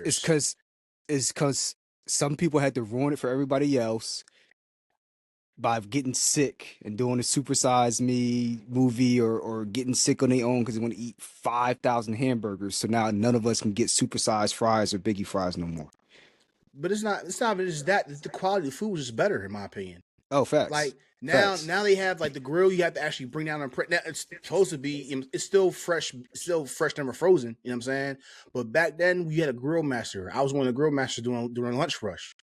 Had the whole grill out there filled with nothing but with hamburger patties. Appreciate your service. One side for the quarter pound, and the other side for the juniors. You know what I'm saying? And then one little slither right here off to the side, you know what I'm saying, for the grilled chicken. Because, you know what I'm saying, you couldn't cook, you couldn't cross-contaminate. So you had to leave one side of the grill just for grilled chicken. You know what I'm saying? This is when we had the original sauces. The home-style chicken sandwich back then had some white zesty sauce. Pause. It was zesty. But in the grilled chicken had some orange sauce. Smacking. It was smacking. The baked potatoes was good. All that was good, bro. You really had to do the 4-corner press on each joint. Look like a smash burger. The smash burgers coming out now. Wendy's was doing that years ago, decades ago. Hey, you lived in the golden era, Mm. man. You got the memories, man. That you're blessed. Yeah, four corners, Blessed, man. four corner smash. You feel me? Wendy's had the best burgers. Not so much anymore. Nah, not at all. And then now Chick-fil-A. I can taste it. I mean, they still hold to their Christian values and stuff like that. That's why I'm saying the alphabet people are still upset with the Chick-fil-A, but I can taste the difference in the chicken. It's different. It's not the same. It's not. It's not. Something's up with it, bro. It's not. I used to get don't full of ruin Chick-fil-A this. sandwich. Don't ruin this for me, man. Don't ruin this for me. I'm still gonna go. Don't get it twisted. I'm still gonna go. But it's not the same, man. It's not the same. It's not the same. Yo, you remember? Like I used to be full. Since we talking about, I used to be full off a meal from Chick-fil-A. Now I eat a whole meal. I'm still hungry somehow. Like wow, I just ate. Since we talking about first, I think they made. There's too many Chick-fil-A's. I think there's too many Chick-fil-A's as well too. I think they need to scale back on how many they are because we talking about Echelon Mall, right? There was nothing more important. You got your little 8-piece nugget with them waffle fries. Back there with the waffle fries, man. Like I like barbecue sauce. I was, you know what I mean, dipping my nuggets in barbecue sauce. But the meat was paused. The meat was juicier and more tender back then, bro. Because you could crack that nugget open and that thing was that. Hey, easy. You get excited over there. You know baby. what I mean? It was just theirs. Can't hold it in, man. Like you could see that.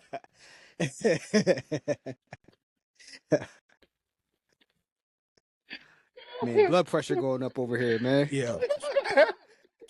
And I understand though. I understand, man. Yo, like he I was. feel you, Tom. Yo. But back then was great, bro. First off, it was so lit. We had different. 2 McDonald's in the mall, man. One at the first end and one at the other end. Downstairs and upstairs. Yeah. Because that. if you went too far down the mall, we gotta make sure that the people ain't starving. So let's put another McDonald's at the other end of the mall. That's how phenomenal our mall used to be, man. There's no more playhouses like that at McDonald's. No more. We had trees in the mall. We had trees in the mall. Trees. Yo, get back. Trees. Put trees back in the mall. And fountains. Put trees back in the mall, dog. Trees back in the mall. Yo, we did have trees in the mall. We had concerts in the mall. We had concerts in the mall. Come on. There was concerts. Strawbridge's food court. The mall concerts. They had concerts. They had the local. There's a video up on YouTube I was looking at of Sterling High School. They had a cheer competition. They was having like freaking you got served for cheerleaders out in the freaking Boscov food court, just battling. Like, come on, man. Now he cut the mall in half. He built a whole new outside to walk across the parking lot now to go across some type of condo apartments with businesses at the bottom that no one goes to. They're all closing down, right? Trash. And then they got some nerve to put the courthouse in the mall. What? The courthouse is in Yeah, that's right. I mean, they're just trying to find a way to have tenants in there and keep it open, but it's trash. But I was at the lunch table, I was at the lunch table telling all the Gen Z about it, like they're like early 20s, like 21, 22, 23, and I'm showing them pictures of the old Strawbridges at the gallery in Philly, the big building. Like when you went in, the elevators had gold plated on the elevator doors, man, like 11 floors, and then and I'm showing them that, and they're like. And see, they don't know. And then I showed them the pictures, and they're like, "Yo, this is horrible." It's like we don't have anything like this. Like they don't even know what they don't know. And then when you actually can like show pictures and make it not sound like you're like the bitter old generation, and like actually show them what they missed, they're like, "Oh, this." They're like, "Yo, bring this back." It ain't coming back. Shut up, boomer. Shut up, boomer. It's over. I mean. Because like they got the fashion district, and everybody knows that sucks. And then you show them the pictures of the gallery, and they're like, "Yo," they get mad. They got madder than me. I don't understand why they call it a fashion district. It's not really a district. I don't know. I don't know what to call it. When I think of the word fashion district, I think it's something exquisite. It's just Ross. and H&M. It's You know what I'm Ross. saying? Like Yeah. it's you feel me? It's not Balenciaga, it's not Gucci, there's nothing fashionably down there. You know what I'm saying? It's just some regular stuff. Some more. Man. It's not in the But the fashion. It's not moral of really the a fashion story district. is, man, give generously. You could still have a great life while still giving generously and making the world fun for everybody. Don't be an Ebenezer Scrooge. You know, For like real. Scrooge For McDuck, real. the Scrooge McDuck version. That one. That's what a lot of people Yeah. are turning into. Yeah, for You sure. got the big vault. You Man, go home. You take the bra off. If you're a woman, you take the white life beard off. is If you like do, an you jump in the vault of gold airplane, coins. Duck bird. Yeah. He said, Definitely. Yeah. Jump in that The vault, duck man. literally Coins. swimming in a pool Swimming. of golden coins. Gold Swimming. coins. Yeah, that's what it is, But man. we was conditioned from the very beginning to hoard wealth. And we watching What was all not of really them, not yo? understand what's going on. He's watching the cartoon, but Scrooge McDuck and his nephews were wealthy. Yeah. And Mr. Burns, wasn't Mr. Burns like that too, though, right? Yep. from the In the Simpsons. Simpsons? Yeah. But of course. Yeah, Mr. Burns was Yeah, holding on to money Yeah, too. but you could tell he's wicked. With Scrooge, they make it.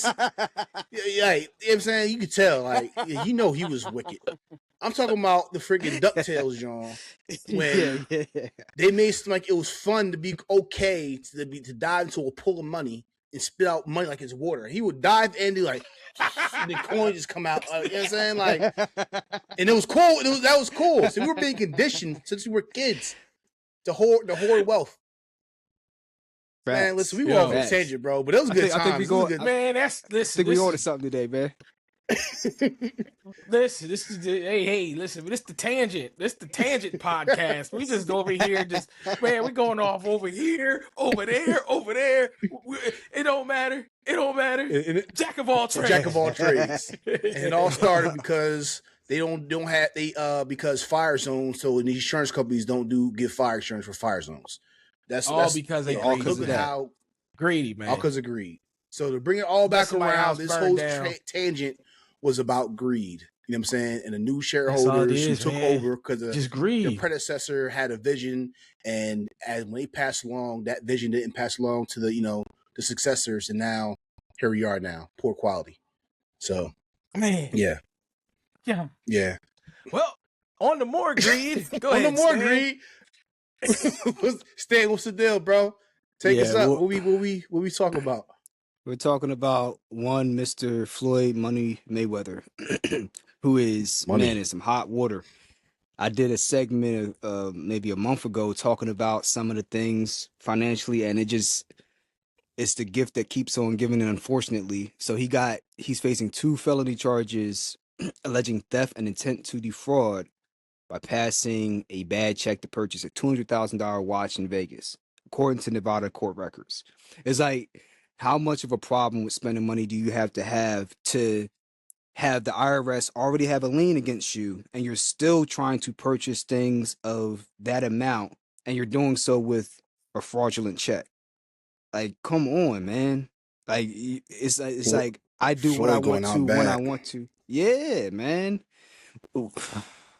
And not just that, but the fights that he's been having to fund his lifestyle, they're being canceled. So the Manny Pacquiao fight, that's off indefinitely.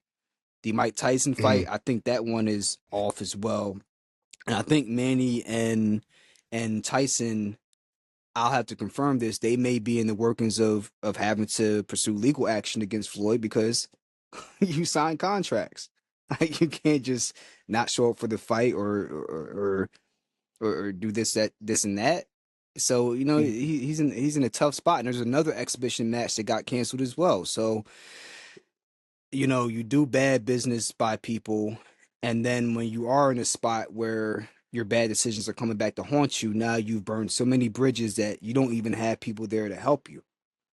And for those that don't remember, Bob Arum, longtime promoter, I think he was a promoter for Ali or either Ali or Sugar Ray Leonard. I mean, he's been a promoter for some big fighters as the owner, CEO of Top Rank. And he was Floyd's... No, I'm sorry, go ahead. I think I recall. I was about to say this. I think I recall them arguing. I think so. Yeah, he was Floyd's promoter up until he got the De La Hoya fight. And then after the De La Hoya fight, then he split from Bob Arum and Top Rank, and then he became his own promoter for all intents and purposes. And they had friction because he felt as though Bob, they had friction. I'll put it like that. But even Bob, he came out in an interview recently and he was talking about his lifestyle, and he said it's very, very sad, but Floyd had a great career. He made a lot of money, but in his mind, that made him a great genius, great business genius, great genius in life. And because he overrated life, he ran out of money. And no matter how much money you have, you can't have two big planes, 10 security guards. It's going to cost you money. So again, it's really sad to see that happen, but hopefully he'll get out of it. Now, this is like, you know what I mean? Like, he don't have, there's nothing in it for him to say anything kind to Floyd Mayweather but I think at the end of the day, yeah, they're businessmen, but you don't want to see somebody fall off like that, especially when it's self-inflicted, a lot of the things that are happening to him.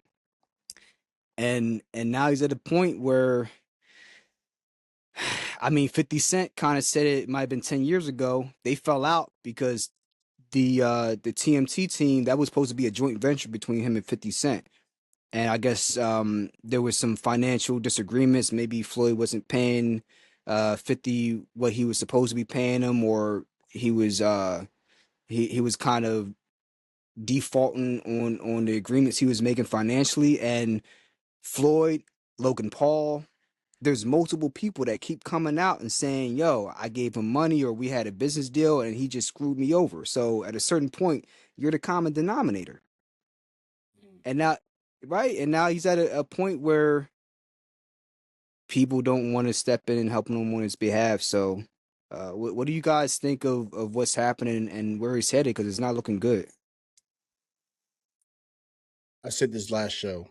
The love of money is the root of all evil. And that evil can, manifest in certain ways, right? Bad business, just, your heart becoming more desperately wicked and things like that. And if all these stories are actually true, Floyd, what's up with you, bro? There is no, with the amount of money he has made over the span of his career, there is no reason why he should be going out bad like this. Does he have kids? He has kids, right? Yeah, he does. Tons of kids. He just got that one lady got a lien against him for a cool $1 million because he just had her. She worked at the strip club and he got her pregnant. Bro, so wow. she coming after him too. Wow. Floyd going out bad, bro. And I just envisioned David Ruffin. You know how David Ruffin went out. Now I hope he doesn't go out like that, but he's going out bad. I mean, I hope it's more so of an MC Hammer than David Ruffin. That's what I'm hoping. If out of two, I prefer MC Hammer's route. You know what I'm saying, than David Ruffin. How everybody saw this coming. There's not one person that did not see this going to happen. Not one. I mean, just like you said, Stan, with 50 Cent, Curtis Jackson, he stopped dealing with Floyd, and 50 learned his lesson. This is when 50 learned his lesson. I had watched the podcast when he bought Mike Tyson's home, and he said this house was cost me way too much money. I'm spending way too much money. And after that, 50 Cent, he said I became frugal, and I stopped spending a lot of money because I know I would go broke. He said, I ain't come from money, 50 Cent's story came from, you know what I mean, very humble beginnings. And he said, yeah, I don't have this type of money. He said, where I came from, $1 million could have lasted me a lifetime. So Floyd knew he was dead ass wrong. There's nothing in my mind. I don't know the man personally, and I hope the best for him. But there's no way Floyd couldn't have said, I'm going to go broke. I know I'm going to go broke. He got so addicted. I think his problems is he became an addict to his own lifestyle. David Ruffin. Yeah, he became addicted to his own lifestyle. And that's crazy. And there was always a saying in sports, but it goes for life. you can't believe your own news clippings. You know what I mean? You can't start feeding into what everybody else is saying about you and then trying to reproduce it. You just gotta live your life and be you. Yeah. Cause we all remember this. We all remember this. We all remember I got this Rolls Royce. I got this Rolls Royce. I got this Rolls Royce. We remember. We didn't forget. Yeah. We didn't forget. Money Mayweather. You know, and now you're writing bad checks for a $200,000 watch. And nobody's probably going to fight you because at this point you're blowing so many contracts and you're setting the stage for yourself that you're not a good businessman. So eventually people are going to be like, I don't want to deal with this guy because I'm going to lose money. Writing these contracts ain't free either. Mhm. Lawyers cost money Facts. too. You know what I mean? And eventually people don't want to deal with you. You burnt me. This person burnt me. You got a bad name for yourself. Now you created a bad name for yourself. 50-0, Floyd Money Mayweather, and now you got a bad name on the streets. Damn. So back to our GOAT conversation. Tom, you gave us some GOATs, not just because of their stats, but because also of their character. Yes. To revisit that Ali still stands as my to number revisit one. this conversation, Floyd, I can't consider you a GOAT if you're moving like this, bro. I don't know. But just can we really connect does the ability have to be connected to your character, or are they separate things? I'm just basing off what Tom said. Me personally, I think I believe ability. it's all one. I think Okay. for me it's ability. I can't deny someone's skill in the ring, Well, in that field, in that context, on the racetrack. the way that Tom, okay, Yeah. my bad. Yeah, the way that Tom said it, in that context, then it would be kind of a tough sell for him. Yeah, Tom. Yeah, exactly. With Tom's concept, then I can't consider him the GOAT if we're just going by off character. You know what I'm saying? I mean, I don't think. Yeah, but I believe it's all one. Because if we just want to go off your ability in sports, this is gonna be crazy. I hope we don't get banned for what I'm about to say this. Hold up. But if we're going off just sports, O.J. Simpson should still be in every record book. It should still be considered one of the greatest running backs of all time. He is. Yeah. But they take on a new stadium, they're not putting O.J. Simpson's name up there. And that's stupid. Just saying. I get Just it, saying. but yeah. You know what I mean? It's like it's not the hall. It's not the hall of good people. 100%. It's not the hall of good people. It's the hall of fame. Correct. Yeah. It is the Hall of Fame, right? But fame comes with a price. I put it like this. Yes. It comes with a price. Put it like this. Should he have done what he done? No. But how can you have the all-time hits leader in baseball not be in the Hall of Fame with Pete Rose? That's what I was saying. Pete Rose. Yeah. Pete Rose should be in the Hall of Fame. Yeah, for sure. You don't have to like him as a person, but he could hit the baseball better than anybody I've seen. At least for average. Yeah. Agreed. So I mean, it's like with Floyd, the character, right? That's why it has always been, and I'm not trying to make this a battle between two camps, but you contrast Manny Pacquiao versus Floyd Mayweather, and it's always been a crawl.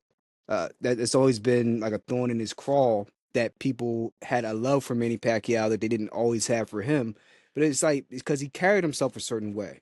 You're both great boxers, all-time boxers, but he carried himself a certain way, and he wasn't perfect. He was living fast too. Then he slowed his ass down and Pacquiao, started being a family. Yeah, like he was running around with women and all this stuff, and then he had to stop that. He's gonna hear about it while still doing good, but he carried himself in a certain way with humility, whereas Floyd, beyond a certain age, he didn't.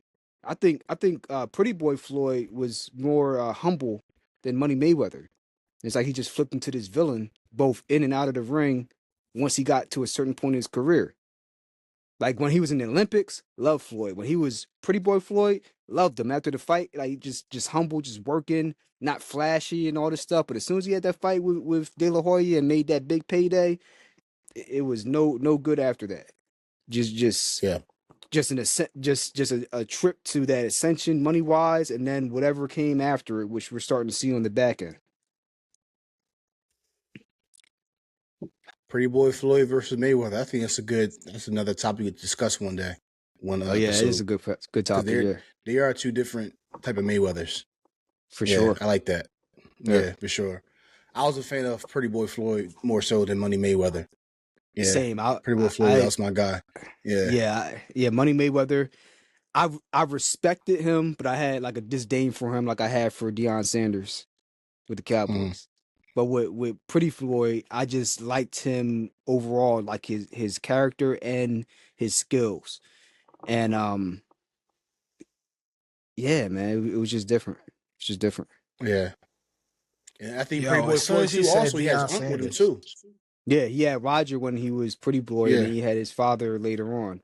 And they both had Yeah. their some would say they liked him more with Roger because he was more aggressive, but he also didn't have the hand injuries to the extent that he had him later. And then some people liked him when he was Yeah. more defensive. It's what your cup of tea is.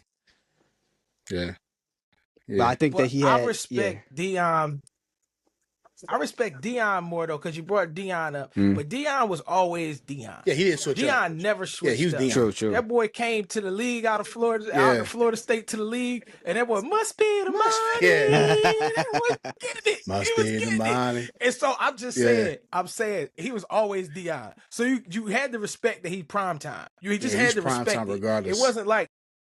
It wasn't like I come from humble beginnings. I'm a humble man, and all of a sudden I make a paycheck, and all of a sudden now I'm flashing. I'm doing this. Nah, Deion was broke. He was broke and flashing. Yeah. And then he just got money. So I respect Deion. I respect his hustle. I respect his game.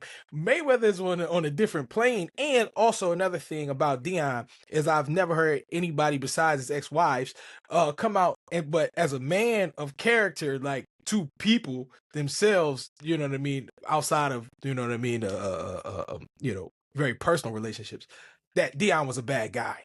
Also, never really heard that man trying to defraud anybody or burning people on contracts as well too. Yeah. You know what I mean? So that's the difference. That's the difference. Yeah. And Deion actually changed for the better, whereas and that's Floyd true. He got changed better as he got older. Worse. Yeah. Yep. Yeah. Yeah, I think go and teach at HBCU. He didn't have to do that. He didn't have to go teach at HBCU. He didn't have to put all these colleges on the map that wasn't on the map to the general public. They did Deion dirty back at Jackson. At Jackson State? Yeah. Not Colorado, Jackson State. Okay. Like he was missing checks and all that. Like what's so going on? I got a question for y'all. Yeah. I got a question for y'all. And this is a Philly athlete that I think also mirrors Floyd, but just in a different sport. Allen Iverson. Allen Iverson was reckless as hell in his early years in Philadelphia. Like the stories of him going out and partying and just, he'll be out partying and the next day he'll drop 30 because, it just and he had very, very wild spending habits. And what would have do you think he might have headed the same way as Mayweather did if he did not have people in his corner that set aside a fund for him, like a $50 million trust fund? Like it took some of his money, and I think it was Nike that did this for him. They said this is a certain amount of money. Reebok. Yeah, my bad. A certain amount of money you can't touch until you're 40 or 50 or 20, 30 or something like that, whatever the year was. Yeah. And he somewhere around like him turning 50 and he get that.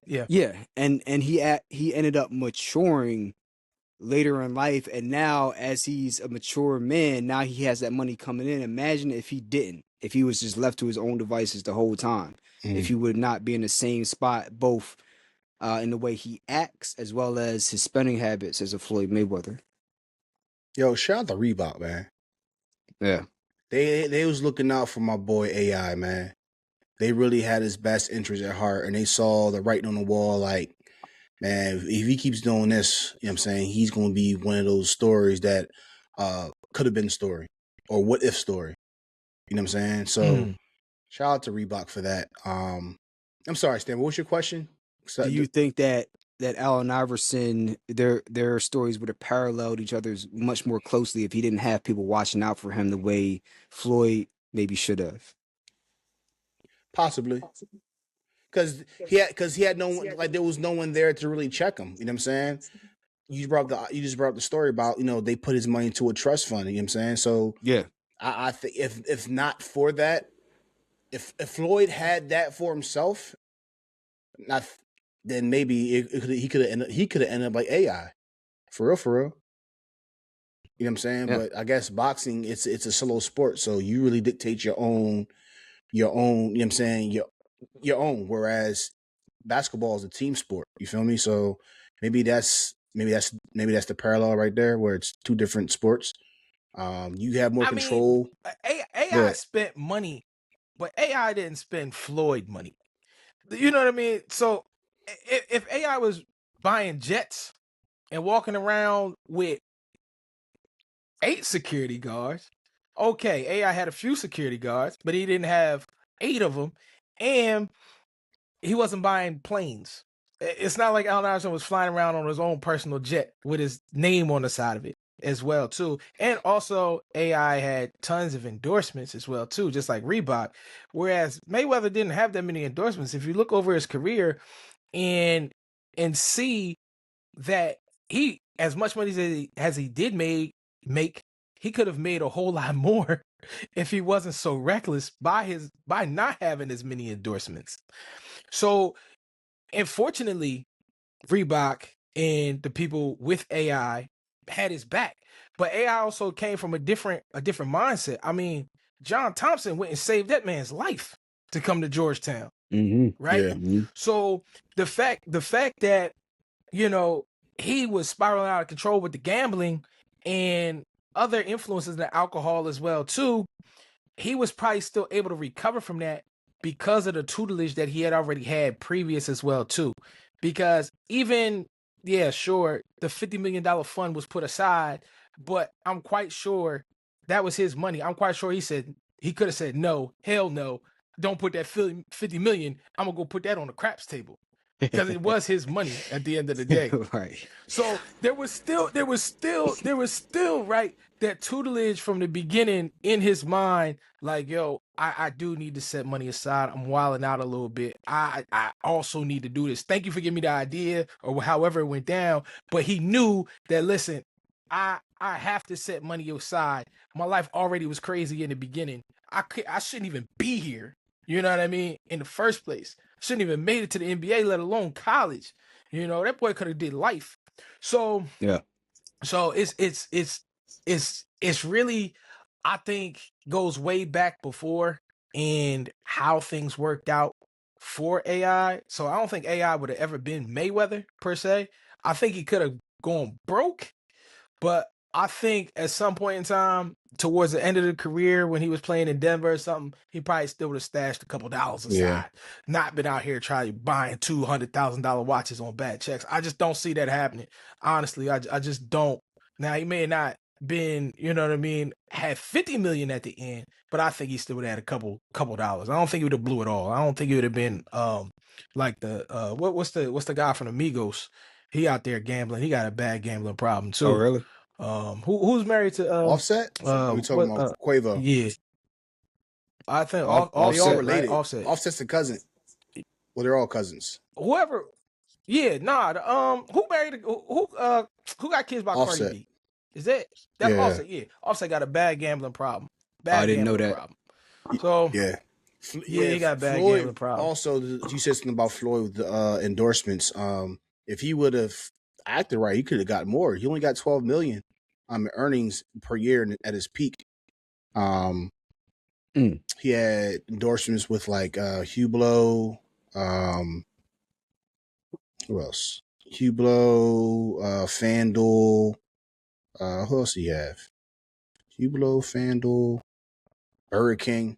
Now Hublot, you know what I'm saying, watches, but I think I might have mentioned this. Floyd should have had. Yeah, go ahead. Go ahead, Stan. Go ahead, Stan. No, go ahead. Nah, I think I might have mentioned that this happened with Sugar Ray Robinson too. He was the Duke of Harlem. He had all these businesses he owned out there, but he was partying, spending money like water, and people probably in that day and age they probably looked at him as the Floyd Mayweather 1.0. They're like, he'll never go broke. It's Sugar Ray Robinson. He's dancing on TV. He has his own businesses. You know what I mean? He's sharp in every picture he's in. Like, how could this ever happen? Boom, and there you go. So, dang. Well, Floyd. Man, you know what? There's an interesting contrast, and I'm just in my mind thinking, right? There's an interesting contrast between guys who play team sports and and people who play individual sports. Yeah. And I'm just because in my mind, I'm just thinking of the difference. The difference is right where you have a lot of athletes go broke that play team sports, but when you're an individual in an individual sport like a Tiger Woods or Floyd Mayweather or like a Serena Williams or something like that, the spotlight is solely on you. Yeah. Yeah. So Yeah. when you make a mistake, there's not a team member to then next week go crash their car. You know what I mean? So it's like the spotlight is solely on you, and you're the driving force of the economy for so many other people. So you do start getting wrapped up. I do believe it. You start getting wrapped up because a basketball player, you sit in a room with a whole bunch of other millionaires, probably other guys making more money than you. Or football team, same, etc. Soccer, whatever, you know what I mean? Whatever team sport you play. There's other people in the room who make the same or if not more than you. But when you are Floyd Mayweather, it's just you making all the money and everybody looking up to you because you making all the money. So I think you stop thinking about, you know what I mean, that there's some humility, and I think you do lose your mind. I think it is a possibility to lose your mind, just like Tiger Woods has lost his mind numerous amounts of times, you know what I mean, with crashing cars and drugs and multiple different women. And I think it just happens because there's no comparison. You have no life comparison to say, oh yeah, my direct cohort, you know what I mean, makes the same amount as me. So let me step back for a minute and chill and let them make a mistake. Nah. No, it's just you making all the mistakes. Word. I think don't know, that's man. I think that's there's some. Yeah. Go ahead. I'm about to say the same thing, Stan. Go ahead. I was going to say, yeah, I mean, he makes great points, and I was going to say it's an excellent segue into not just another fight coming up, but a boxer that has turned his life around, I would say. And he just had an interview that came out on the Art of Ward with Andre Ward, and this is Earl Spence Jr. Just had an interview. So he's fighting Tim Tszyu in Australia coming up on July 25th. He back at it, and he had an interview. He was talking about everything that transpired leading up to in his career, the Crawford fight, the camp leading up to it, everything he did after.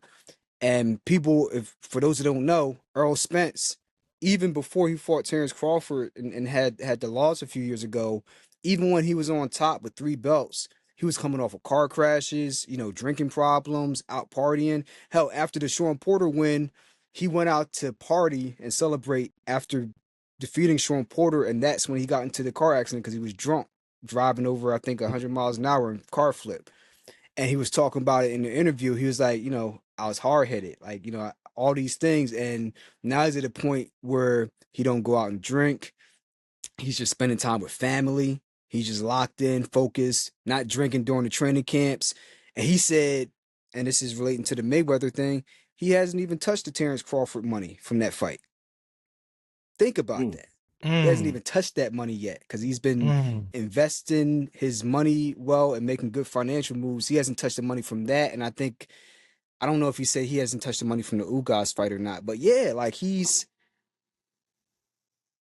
not a living train wreck anymore and was blessed enough to have money to be able to use with this newfound maturity versus not being able to get that second opportunity, not just at life and living, because he probably should have been dead, honestly. And he got into 2 car accidents, not just the one. So somehow it just keeps respawning like the Terminator. I don't know how you do it, but so like the contrast between those two, right? Now he's about family, got his money in order, still got his faculties. Like when you hear him speaking, he don't sound like he's punch drunk, like he's sitting there just like quick with it, right? Yeah. The contrast between where he's at and where Floyd Mayweather's at is just stark. And 10 years from now, when he's 48, I don't see him making the same mistakes that Floyd has made at 38 years old to where he's 50 years old now and he's suffering from the repercussions of some of those decisions. All right. So, just to give a contrast between two people in the same sport, you know what I mean? Apples to apples comparison. And then, just wanted to segue into the fight coming up because man, I'm looking at the training footage. He's on the mitts, and I know, listen, it's not sparring, it's not an actual fight, but man, that dude's whipping a jab out, good foot movement. I'm like, all right, man, I'm excited for this fight coming up. That'll Yeah. be another great fight coming up after the one we just had last night, Saturday night, between Philly's own Jerron Boots Ennis and Xander Zayas, excuse me, who was he had WBA and WBO belts at 154, and he fought last night. Middleweight. And yep, junior middleweight 154. And listen, Xander Zayas did not have to take this fight. He didn't. Boots wanted to fight, obviously, but he didn't have to take this fight. He could have ducked and took a mandatory or took a soft touch or something. But he said, "Nah, I want this guy who hasn't been beaten and that everybody's talking about." And I was looking at the highlights. Round one, Boots Ennis dropped Zayas, and I'm looking at the punch. Man, you know what? I didn't cover the fight. And I have to get into a better habit of just covering the fights anyways, regardless of the outcome I think it's going to be. But I didn't cover it because just from the eye test, I'm like, Xander Zayas, 23 years old, really, really good boxer, on his way up. But I'm like, he's not fast enough and he don't have the power, even though he's bigger than Boots Ennis. I'm like, Boots is more explosive, he's more polished defensively, and he can just make up things on the fly.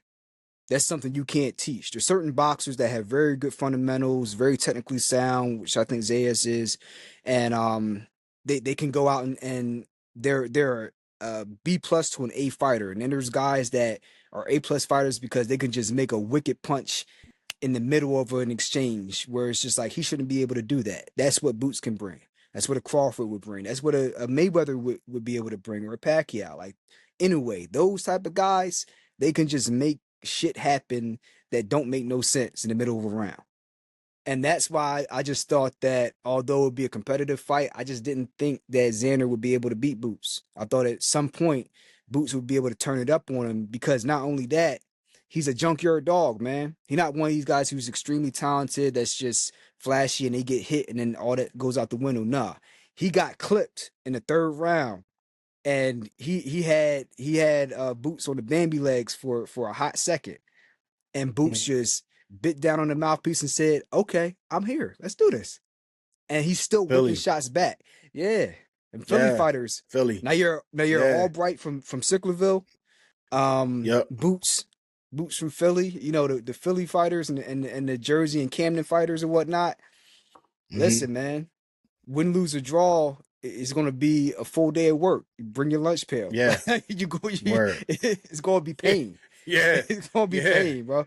That's the Philly Yeah. fight game, though. Yeah. That's the Philly Yeah. fight game. It's a nonstop. You gotta take me Yeah. out, or I'm not gonna stop. Yeah. You know, I'm keep going. Keep going. Yeah. So And that's that fighting that dog. That's I want to really give props to both fighters because that's what boxing should be. Sanders Zayas, he could have ducked and avoided him, and he has a loss in his record now. You know what? That's okay because he had a good account of himself, and I think he only going to get better. He just faced a guy that had more polish on his career. Was more polished at this point in his career, and there's nothing wrong with that. You know what I mean? You just regroup, see what you did wrong.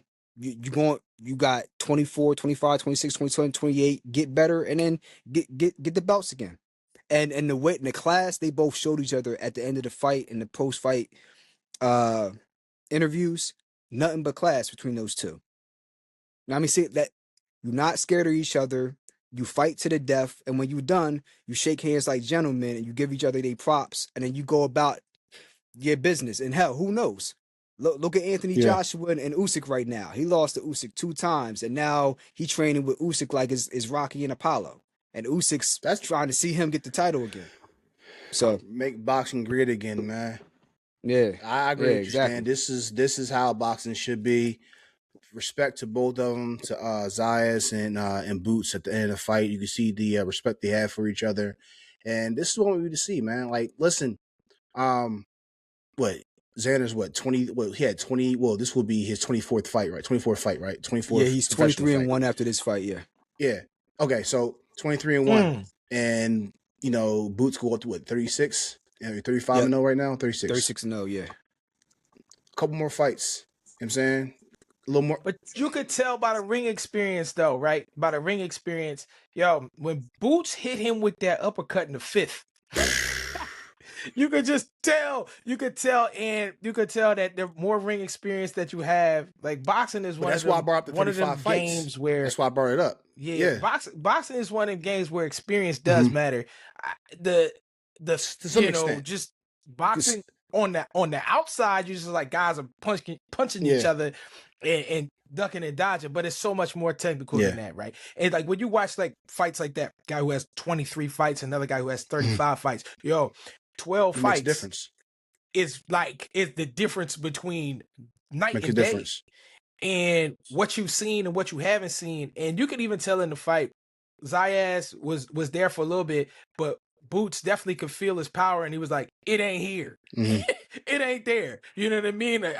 And you could like, we've watched enough fights that we know now. When you see somebody hit somebody with their hardest, and the person just barely flinches, you know that fight's over. You cancel Christmas. You cancel Christmas because you know who's gonna win this one, and that's where you saw that at, right? Like Stan was saying, like Zayas was trying to give him everything, you know what I mean, good in the beginning, and that first knockdown in the 3rd, it was like, then the 5th, then the 7th. Oh gosh, it's over. Stop it. TKO. Stop him. So I just wish I could. I didn't get a chance to see the fight. What was I doing? Oh yeah, I ended up going to the movies. And what you go see? Supergirl. They need DC to get their act together. I don't want to go a tangent off that, but I was just saying the reason why I didn't see the fight. You know what I'm saying? Because I went to go see Supergirl, but then I went over to my in-laws' house and I was hanging out with them. We was watching one of the FIFA games, Colombia and Portugal. So that was a good game, by the way. But yeah, that's the reason why. I'm just not trying to go off to that, but that's the reason why I didn't watch it. So gotcha. You know what I mean? Nah, but this is what competitive sports should be. The best fighting the best. Because listen, I don't know if you remember or if you were there for that fight night at your mom's crib way back when Canelo fought Mayweather. Yeah. And we all went to the kitchen. Experience is different.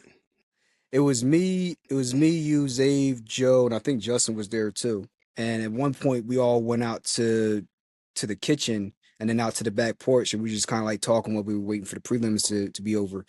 And I think Joe asked me, or maybe we were all going over like what our picks were, and it got to me, and I said, "Oh, Mayweather's going to win." I said it wasn't going to be close, and people were confused, and I was like, "He's too green. Like he's really good at 22, 23, but I'm like he doesn't have the experience. He hasn't seen some of the looks that are going to come his way. He hasn't been to deep water yet.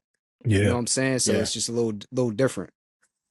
Yeah, a little different. Yeah, he wasn't washed. He was, like you said, he's one of those old head fighters. Well, compared to Alvarez, but he was, one of those older fighters, you know what I'm saying, that was still in his prime and still good. Like some older fighters, they get washed and, they're just still trying to hang in there, do it for, I guess ego or pride, or even make a couple dollars. But there's a difference.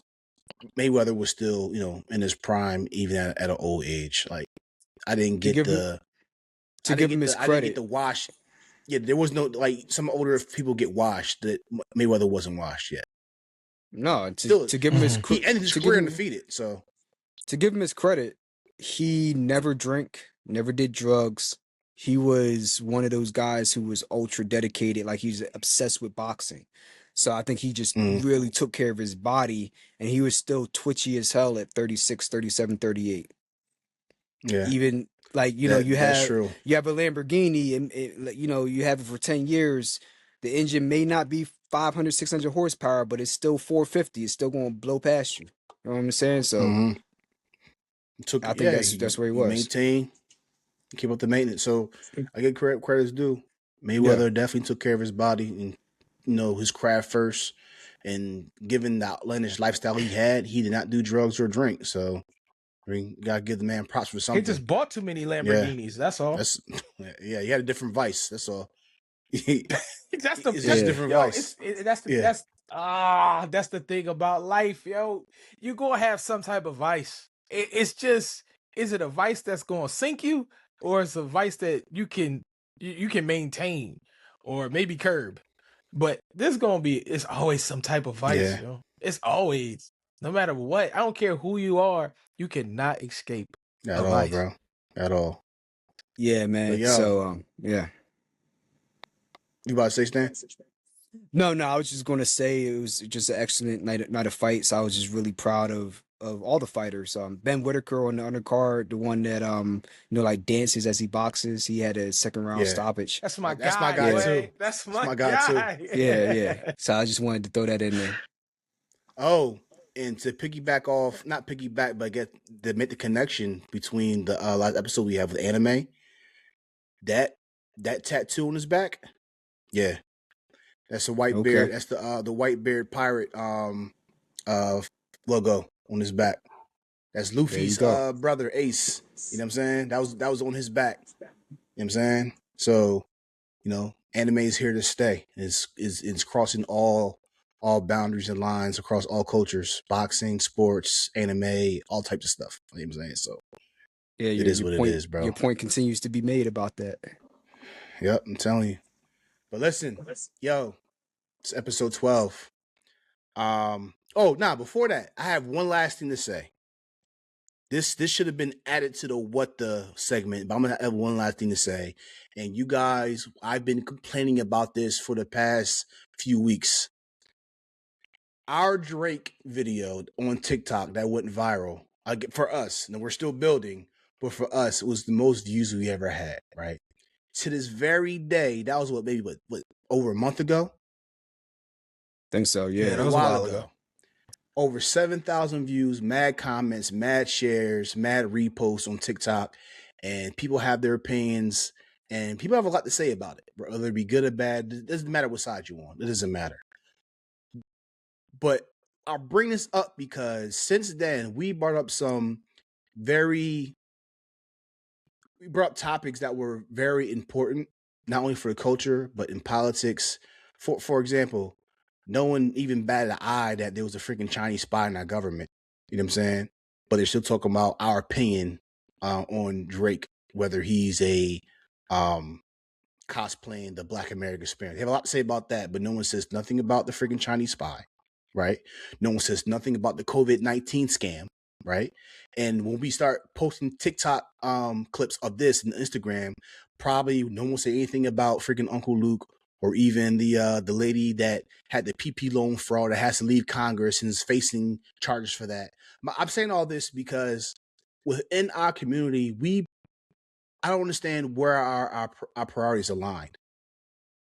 Why is it our opinion of Drake or the opinion of Drake is so important where it draws so much attention to that versus in comparison to all other topics in the world that holds more weight? Bro, I'm so frustrated with our people, bro. They care about his blackness of whether he's black or not with Drake or whatever, you know what I'm saying, but forget about the Chinese spy that was in your backyard. Or anything that was of importance with that. You know what I mean? That was just Yo, my thing that just really kind of frustrates me, and maybe that could be a topic for a different day for another time. But I definitely want to show or bring that point up because it's just it's sad to me. You know what I mean? You know, What we talking? during up until maybe up until 1943, the German populace did not really have a full understanding on how about the devastating effects of war because it hadn't touched them at home yet. And then when the Allied bombing campaign started to really pick up in the middle of 43 all the way out towards the end of the war, then they started to realize, oh, I do care about these things instead of like the local celebrity in Berlin or Frankfurt on Main. Like, I do care that these other things are happening because it's hitting me now. I think it's because it's just one theory because things don't hit us as a first world nation as in the same way it does for people who aren't as privileged as us, or even within said first world nation, people who are not in the same financial situation as us. It doesn't hit some of us the same. So hence we have the luxury of caring about the Drakes and K Dots and celebrities of the world more so than the real life issues going on around us. Right. And I understand that. You know what I'm saying what you're saying. It's just I know you're disheartening. frustrated. I get it. You know what I'm saying? It's just frustrated. I mean, like it's just forget about the Chinese spy. Forget about that. Freaking DJ ASAP and his wife within our culture was praying against people in our culture. No one even bats an eye about that. Maybe it's the algorithm, maybe it's the hashtags. I don't know. But if people who were actually on that thread in TikTok actually went back to our post and looked at other videos after that, bro, like there's more important things to be, you know what I'm saying, of discussion. That was just a topic that we just chose to post. You know what I'm saying? For a reason, but you know, I think Tom, you have I feel this. like you had something to say. Yeah. Go ahead, Tom.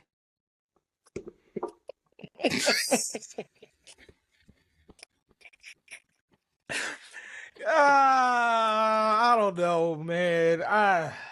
Yo,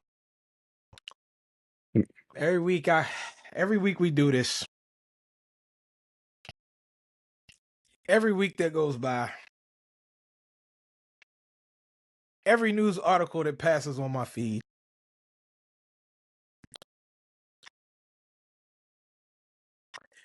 I listen. People always say like conspiracy theorists and people who want to get bunkers and live underground and be completely disassociated with the whole world and whatever's going on. People call those people a little, unstable or insane, or they use all these other words to describe what a person wants to do when they want to disassociate from society. I get them. I completely understand those people. I'm not saying I want to do that personally, but what I'm saying is they're not too far off. So many things in our first world society that don't matter, that won't matter, that people don't even care about, and it's here today, and they don't give a shit about it tomorrow. But the things that they should care about that will be here tomorrow, they don't give a damn. They don't give one damn. I opened it, I was just so frustrated from the beginning. I opened up and I just started flashing out because people don't even vote. Forget voting. People don't even call 911 if somebody getting beat up across the street. People don't do anything to do for anybody other than themselves. Like even if people use 911 against other people. Karens will call on the phone and be like, this person is barbecuing across the street. I don't like the smell of the food. And use the police against It was people. probably pork. Please. But it's crazy, yo. We've gotten to such a point where we don't care about the fellow man. We've gotten to such a point that we don't care about nothing outside of what's in our own four walls, and half the time probably don't even care about that. Right. You know what I mean? We want to complain about everybody else, but not even look at ourselves. Listen, we get on this show every week. We talk about topics, but the real topic that everybody should care about is caring for each other, caring for mankind, and caring for the future and caring for these kids. And if you ain't worried about that, then don't watch us. Don't even be concerned about watching us. Man, just go into that same bunker, disassociate yourself from the rest of society so the rest of society can save themselves. Have a good evening. Hey. You heard it from the man. My boy Tom. Why you be getting me fired up? I wasn't trying to get you fired up. This gotta stop. I wasn't trying to get you fired up. I really wasn't. But I just find it funny. I'm looking at the comments. They're talking about, man, they arguing with us about he visits his dad every summer in Tennessee. He does this, but yet your mayor out there or congressman is frauding y'all with PPP loans. Why do they even know that he visits his dad in Tennessee every summer? Why do you even care to argue with us? I don't. Why do you care about Why do you care to debate or argue? Why don't you care about paying your credit card bills on time? Why don't you care about? You know what I mean? Why don't you care about? You know what I mean? Your 401k. Why don't you care about? You know what I mean? Get a 401k. Why don't you care about your cable bill? You know what I mean? Out here got Fire Sticks trying to get free cable. Man, I'm tired of this shit. I'm out, man. I'm getting off this. Yo, I'm out. I'm out. All right, let's close it properly. Listen, at the end of the day, this is Jack of all trades. It's Jack of all trades. We are not journalists. We're not specialists in anything. We're just a bunch of guys coming together to talk. Tom's not here. We're just coming to talk. We're just talking. Just three men having conversation and just giving our perspective, giving our opinions. Some have fact behind it, and which forms our opinions, but we're just here to talk. Listen, above all else, share, subscribe, man. You know what I'm saying? Shout out to those who have subscribed. Yes. Shout out to those who did share. But we're low key trying to not just bring it for entertainment, but low key we try and bring some awareness to some other topics that we talk about to get you guys to start thinking. Again, we're not journalists. We're just men living our lives and having conversation. That's it. Jack of all trades. This year, one of your hosts, Jymal, signing off. Stan, what you got to say, brother? Man, this was a fun day, man. It's a fun episode. Enjoyed myself. Yo, Tom's still not there. Yeah, Tom really signed off, but yo, he off in the shadow room somewhere. Yeah, foul suit. Yeah, it's my cue, episode 12. Episode 12, Jack of all trades. Signing out. Salute. Peace. Jack of all trades, I move how I move.